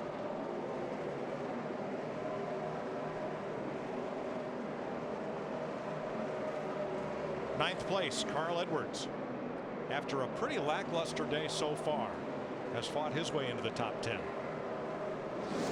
Yeah, he started up in the top 10 when the race started. They fell back, and he was well outside the top 20. Felt like he had a pretty good car on the long runs, and I'm sure he'd like to see this thing go out the rest of the way under green. That's what we heard on the radio there. He and Bob Osborne were talking. About time the car comes in, there was a caution. They'd like to see this thing go to the end. This battle right here just will not go away between these 2 guys for 3rd, and now Greg Biffle in the 16's back there. Can't give her much more room than you are. Keselowski was almost up in no man's land, and that was a 12-car audio that we just heard. Let them clip you and ruin both your days. There you go. That's so great advice. Be smart. And here's Kyle Busch. After a day that saw him hard into the turn 1 wall at one point, and at least 2 changes for tires that had just worn themselves out on the right front. Here's Busch trying to work his way into the top 10. He can take a car that's been in the wall. I saw him do it with his truck at Daytona. He can just get so much out of a car that's wrecked. Yeah, you just think about his whole weekend. He spun out almost the first lap on the racetrack on Friday, didn't hit anything. Got into a little deal with David Ruderman yesterday. They had to repair the right side, and I mean, look at that thing. Actually, it looks like it's just run 442 laps at Bristol. Yeah, just don't look at the other side. you like to say here, Darrell? Time to let the rough side drag. Oh yeah, that's getting down to it now. This is when your tongue's hanging out too, by the way. And you've been fighting this thing all day. I don't care how good your car is. The G-forces here and just the effort it takes, the physical effort it takes, it wears on you. Greg Biffle in the 16.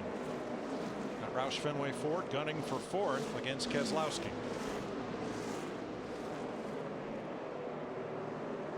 We've still got 22 cars on the lead lap now, as we've got 56 laps to go.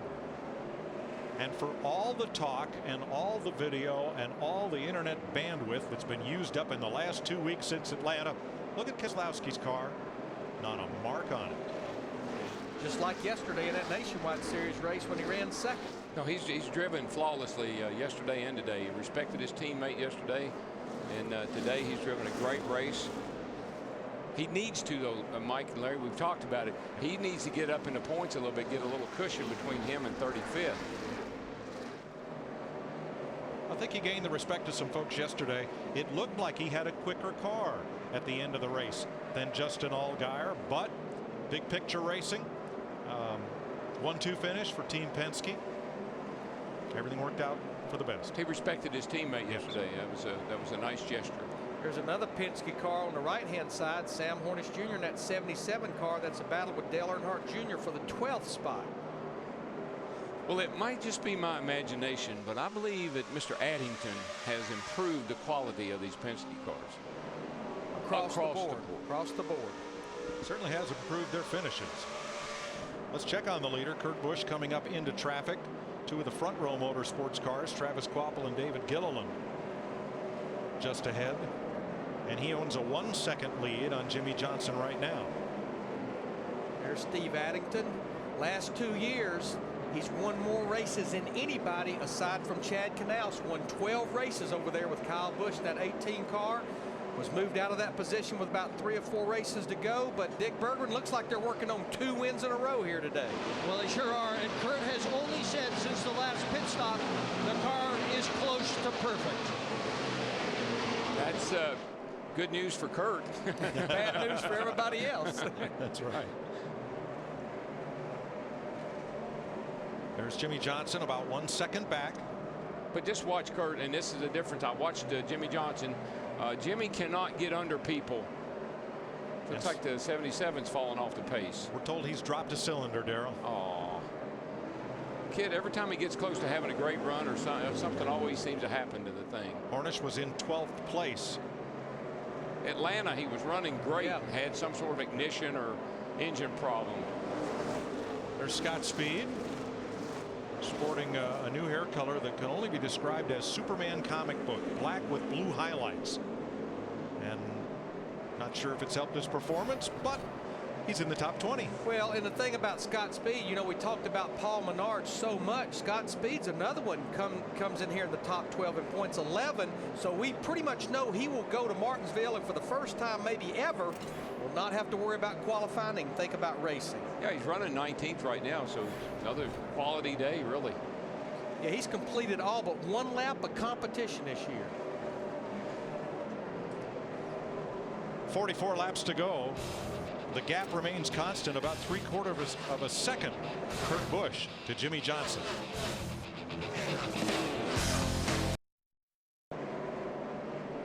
Sprint brings you an inside look at what's happening now with 34 laps to go inside the Sprint Cup Series. Eyeballs glued to Fox and to NASCAR Sprint Cup Mobile. Check out NASCAR Sprint Cup Mobile at sprint.com/speed. 33 to go.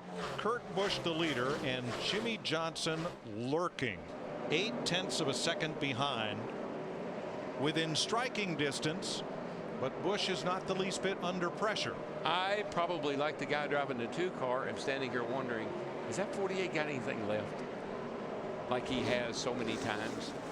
Because if that 2 car catches traffic just the wrong way and that 48 does, he'll be there. Hey, buddy. 7th place. Now Matt Kenseth has passed Keselowski. Here comes Carl Edwards. 3 laps when you get here, 30. You know, it's good for these 2 guys to run side by side and show each other some respect. That'll mend a lot of fences. That'll go a long way as we move on down the road here. Carl can't get any lower on the track than he is, and Keselowski running the high groove, and a lot of daylight Even between with them. you on the bottom.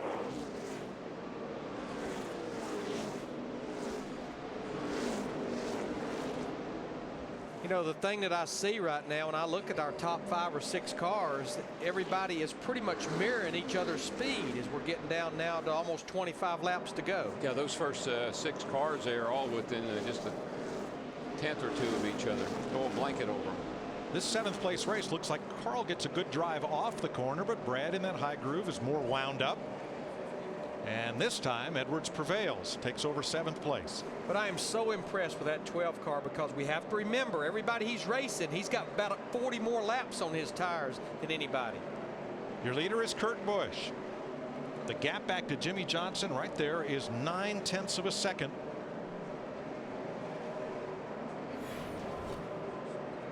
In third, a great drive for Jamie McMurray, who said he was quite upset by the fumes from the jet dryer that dried the track twice here earlier. McMurray in third, 3 seconds off the lead. But when you think about McMurray, of course, it takes a lot. Boy, had Scott Speed in the 82 car, just got into the wall down in 3 and 4. Right front's in. I don't know if it's down or not, but it's bowed in about a mile. Yep, no caution. There's Jeff Burton, 5th behind Greg Biffle. Burton, a past winner here, 5 seconds off the lead. Boy, that's going to be the thing, Larry, and that's why I'm glad I'm not a crew chief. If there's a caution just you know, here in the next few laps, what do you do? Yeah, because we got this restart on lap 411. That means if we go green, 90 laps on these tires. 6th for Matt Kenseth. 7th now, Carl Edwards, his teammate. And when you're leading the race, there's probably no worse position to be in when those late cautions come out. Do I stay or do I go? Right. Well, it's kind of a no-brainer if you're one of the back cars on the lead lap, but up front, that's where it gets tough. Tony Stewart in 8th. Started 11th today. Then Brad Keselowski and Kyle Busch. This is the race for 9th. And Keselowski last on pit road at lap 345. Keselowski beginning to fade just a bit, as Busch's tires are more than 40 laps newer. Here's what happened to Scott Speed. You can see the dust and the smoke come out of that right front as she blew out, and he hit that wall a ton. Joey Logano has hit the wall in the back straightaway coming off turn 2. Another right front looks like.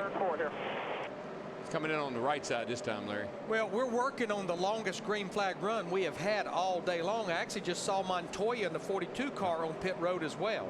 Well, piece of, I don't know what that is in the middle of the groove there, just flying around. Piece of rubber, I think, coming off turn 4. Logano makes it to his pit. We stay under green with just Caution. 19 laps to go, and yellow flags out. Yeah, got a piece of rubber here off of turn 4, and I'm not sure. That's a brake duct hose. Yes, piece of brake duct. Kind of looks like the hose behind your clothes dryer. Okay, Larry. I just wondered if this was going to happen or not. Now what? I think we were highly anticipating this. We always get a late race caution here. I think you're going to see everybody hit pit road, Darrell. You may have 1 or 2 roll the dice, but I think you're going to have to hit pit road to get those 4 fresh tires, because nobody knows exactly what their right fronts look like right now. Pit road is open. Let's see who the takers are. The leaders come in. The 39, Ryan Newman, gets the free pass. Here's Steve. Mike, Jimmy Johnson says I'm good on the short run. They're going to get 4 tires. No other adjustments to that 48 for Jimmy Johnson. Dick. Steve Addington had called for 2 tires. The driver, Kurt Busch, said 4 all the way around, so they quickly got the left side tires. Remember, this crew has been flawless today, but a 4-tire change is going to take some time. Matt. And Carl Edwards' team up on the wall telling him to go on the jack. Go on the jack. They're looking to make possibly a chassis adjustment. Edwards into his pit box, comes to a stop. You can see, Joe hears this. He already makes a chassis adjustment. Looks to be right side tires, he's away. And he gets out in front of Kurt Busch. But it's the Biff at the front of the line with Matt Kenseth, then Edwards, Stewart, Busch, and Johnson. And if you see right there, a lot of guys like Biffle, Kenseth, Edwards, Stewart, all going with just 2 right side tires, as we're going to restart probably with just a little over 10 laps to go. The Vice Titans in Thunder Valley, Bristol, Tennessee will be back for the restart. All right, bud, nice job. We're going this time. Tug on them belts one more time. Push that wheel. Race hard, race smart. You know what to do. 3 wide. Still 3 wide. Outside, clear high. Oh, it's done. I'm just going to come to you so you can see how bad it is.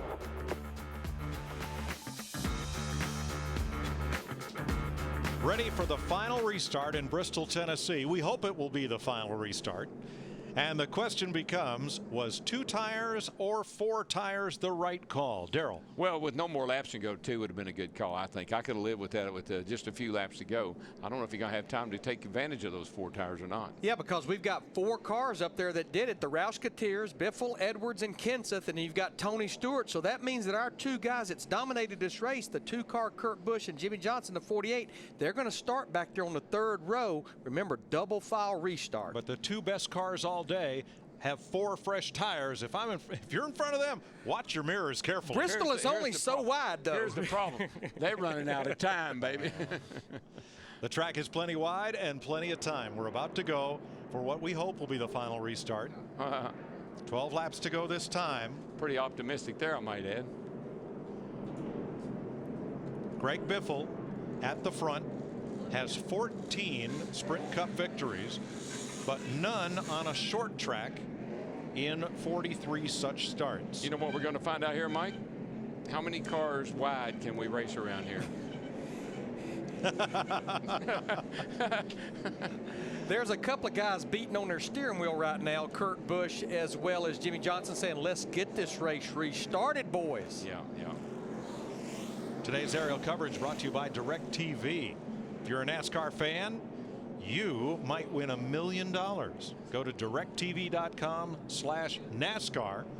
Make sure you tune in next week when we do our selection of the brackets for DirecTV head-to-head knockout. You know who's wish it rain right now? Jack Roush. 1, 2, 3. Jack has 3 of a kind at the front of the field. Is that a winning hand? 1 to go. There will be 10 laps to go in the Food City 500. And as I look at that 17 and that 99, there's Jack Roush right there. Just remember, I said it early in the race, the 99 was not happy yesterday. They put the 17, mirrored the 17 setup this morning. Remember, the 2 and the 48 in row 3 are the first cars with 4 fresh tires. The big question is, do they have enough laps to get back to the front? Well, the 17's where he wants to be. He likes the bottom. The 16's where he wants to be. He likes the top. The problem is going to be for the 2 to get around all those 4 cars in front of him. Him or the 48 either one. Well, it's Bristol, baby. Here we go. 10 laps to go. Green flag. Great start by the 16, and the 17 didn't quite get going. Whoa. The Edwards 99 stuck his nose in there. There comes Kurt Busch up on the outside of the 99 Carl Edwards. Bernhardt tried the high side, but that was occupied by Busch. Boy, look at that 48 car. We know he is good with new tires for a short lap, short run. This could be his cup of tea. He's going to try to take it 3 wide off, too. He has to back out. Biffle and Stewart side by side. Tony Stewart trying to win it from the bottom. And where did Stewart come from? All of a sudden, he's got a shot. Tony Stewart's working at bottom. Johnson's faster. He just can't get by him. There'll be 7 to go next time. 48 car is looking pretty dadgum good right here. 7 to go. If 48's got to get by the 16 if he's going to have any shot on it. There you go. Now he's got the 14 now. He'll drive right by him. Kurt Busch moves up to 4th. If he's going to pass him, he'll have to do it on the high side. Looks like he's going to do it. He's got him. He got all the good breaks. He got by the 16 when he needed to. Oh, yeah, babe. Bring it home. Clear. 5's going to be out of your way when he gets there. Here comes Kurt Busch in that 2 car. He takes the 3rd spot away from Greg Biffle in the 16. 5 to go. I think the two cars that took 4 cars are probably going to run first and second, but took a little bit more time for Kurt to get through traffic than it did Jimmy.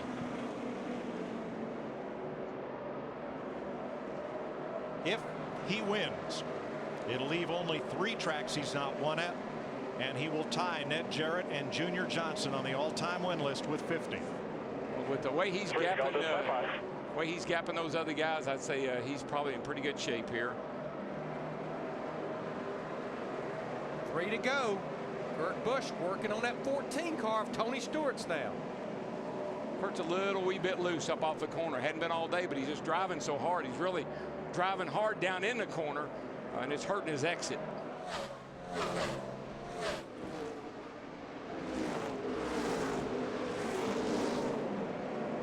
Two to go. Jimmy Johnson made all the right moves, and it's Kurt Busch who is going to run out of time with 4 fresh tires. Well, they said when the race started, get the champagne out. And that's Earl Barbin, the same guy that wanted to stand by the lady with the blue feathers at Las Vegas. Here he comes off at turn 4. Checker flag. Jimmy Johnson scores his 50th career Sprint Cup win. Great job, driver. Great job, buddy. Awesome work, everybody. Yes, yes, yes! Tony Stewart worked on that car all day and brought it home in 2nd place. Kurt Busch led the most laps by far, 278, more than half the race. Winds up 3rd. And the Roush cars, Greg Biffle, Carl Edwards, or Matt Kenseth, Carl Edwards, finished 4, 5, 6. Yeah, those guys that changed 2 tires, it worked out great for them. 2nd, 5th, 6th, and 7th. Don't overlook Junebug there either in 7th place. Nice run for him today. Up in the top 10. That'll help his points. Look out there, Jimmy. You're going to wreck that thing. Jamie McMurray, 8th. Kyle Busch improved on a disastrous day for 9th. And Jeff Burton scored the only top 10 for Richard Childress with Harvick 11th and Boyer in the garage. Good thing about Harvick with that 11th place finish. Look at here. He's just going to lay her against the wall and just let her eat. But Harvick keeps the points lead unofficial. He's got 4 tires on it. You know, might as well use them up. Didn't have to run but 10 laps with them. Yeah. Jimmy Johnson, the winner. We'll talk to him in victory lane in a moment. Johnson wins the Food City 500 on Fox.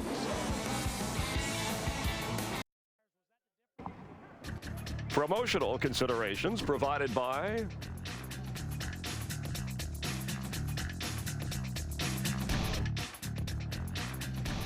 It took Jimmy Johnson 17 tries to conquer the half-mile at Bristol.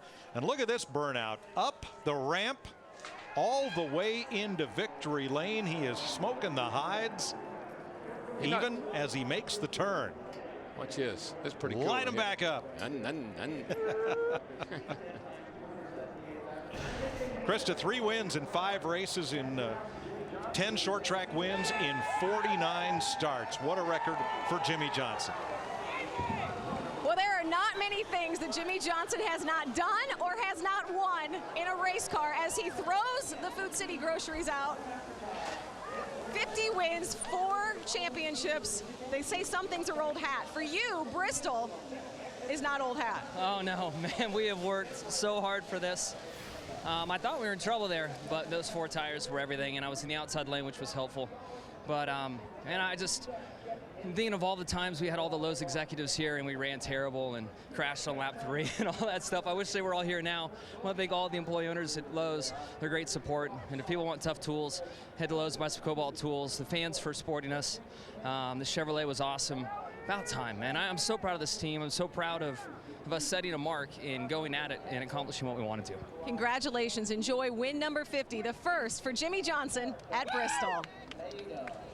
Well, we thought he was just lurking behind Kurt Busch for most of those last 100 laps, but it took a gutsy call and a couple of gutsy moves to get him the win. The restart did it. I mean, he made all the right moves, went the right way, but I said at the end of the race here, and I'll say it one more time, best closer I've ever seen in the sport. You get him clear to the front, look out. And again, I think the comeback of the day has to be Kyle Busch and that 18 group. You know, they never gave up. They've worked on that car, and they end up with a top 10 finish. And Kyle will actually leave here in the top 10 in points. Jimmy Johnson, the winner in Bristol, first time in his career he goes to victory lane in Thunder Valley. And as we check the points, Mike, 50 career wins. That ties Jimmy Johnson for 10th all time with Ned Jarrett and Junior Johnson. Look how close these points are. Kenseth second, Jeff Hammond, and I guess taking the biggest tumble was probably Mark Martin, who fell back 9 spots. Yeah, Clint Bowyer still hangs in that top 12, even though he had problems today. You see Mark all the way back there in 16th. Joey Logano, he slips back also. He's back there in 17th. The pole sitter who had some problems, and interesting listening to Jimmy Johnson talking about his first win here at Bristol. It's about time. Here's a guy who's won four straight championships with the owner Rick Hendrick working on a 5th, and he's won 3 races this year already. Oh, it's unbelievable. Tony Stewart wound up 2nd. Matt Yoakum is with Tony. And what a run to the finish. Tony Stewart scores his first top 5 finish of the season. How would you describe that short run of the checkers, Smoke? Well, I mean, it's a 10-lap sprint to the end there. So, you know, we were too loose the run before that, and we couldn't get the track position. We lost there for a bit, and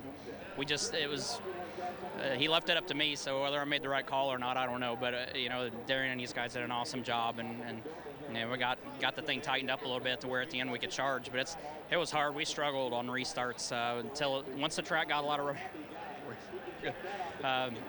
You know, once the track got rubbered in, it was pretty good, but we were terrible when there wasn't any rubber on the track. Tony Stewart, 2nd in Thunder Valley. Well, Kurt Busch led the most laps today, and had it not been for that 4-tire change, might have been victory lane.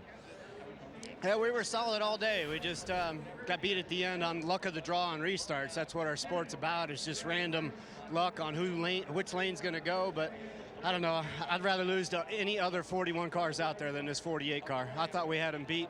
I gave it my heart today, but to come up short, it's all right. We did good at Bristol. I'm happy to have Steve Addington on my team. He's really making me believe the Busch brothers can't drive. It's all about Steve Addington. So great day for our Miller Lite Dodge. It's a shame we didn't bring it home for a victory.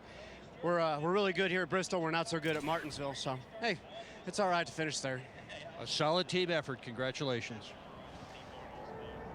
His 270 laps plus led with Steve Addington as crew chief. That's the most ever in any race for Kurt Busch. And, you know, he talked about, you could see it in his eyes. He drove hard. He thought maybe he had the best car. Remember early on when Jimmy Johnson and Chad Knaus were talking about what Kurt Busch and the 2 car had, about how it was tight and they made an adjustment, almost trying to copy that or mirror that. He was watching him from the racetrack side of it and trying to get back some information to Chad Knaus to maybe work on his race car.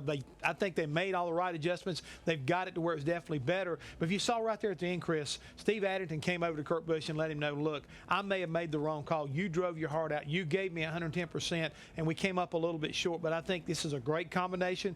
We talked about it at Atlanta. I think they got on the same page. But, hey, the guys that are definitely on the same page. You see Mark Martin there talking to Jimmy Johnson. He got in trouble early today. But Jimmy, he kept his nose clean, and he and that young man right there, Chad Knaus, as Darrell Waltrip said, they're deal closers.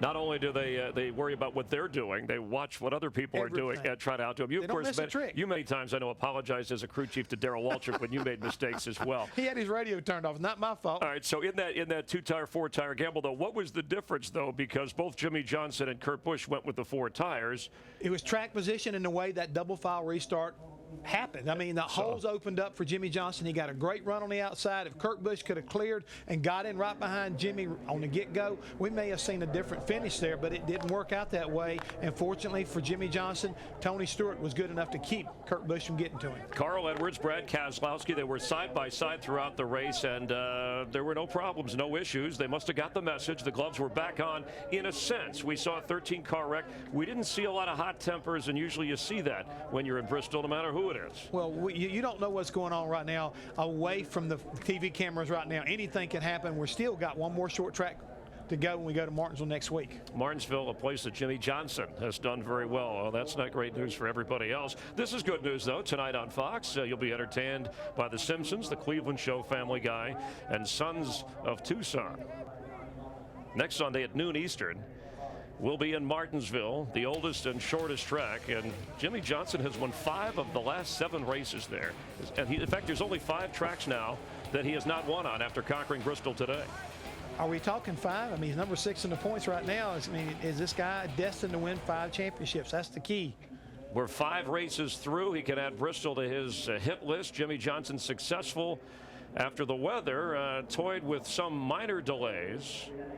But again, Kurt Busch trying to win back-to-back, led the most laps. Tony Stewart winding up second, and a good run for Greg Biffle. Matt Kenseth, Carl Edwards finishing 4th, 5th, and 6th. So Martinsville next week, the return of the spoiler. The rear wing flies away. For Jeff Hammond, I'm Chris Myers, our entire production crew, Ben Altop in the Hollywood Hotel, Patrick Perrin, our researcher. We hope you enjoyed NASCAR on Fox. Have a great week, and we hope you join us next Sunday again, noon Eastern from Martinsville, Virginia. Y'all take care. Thank you for watching.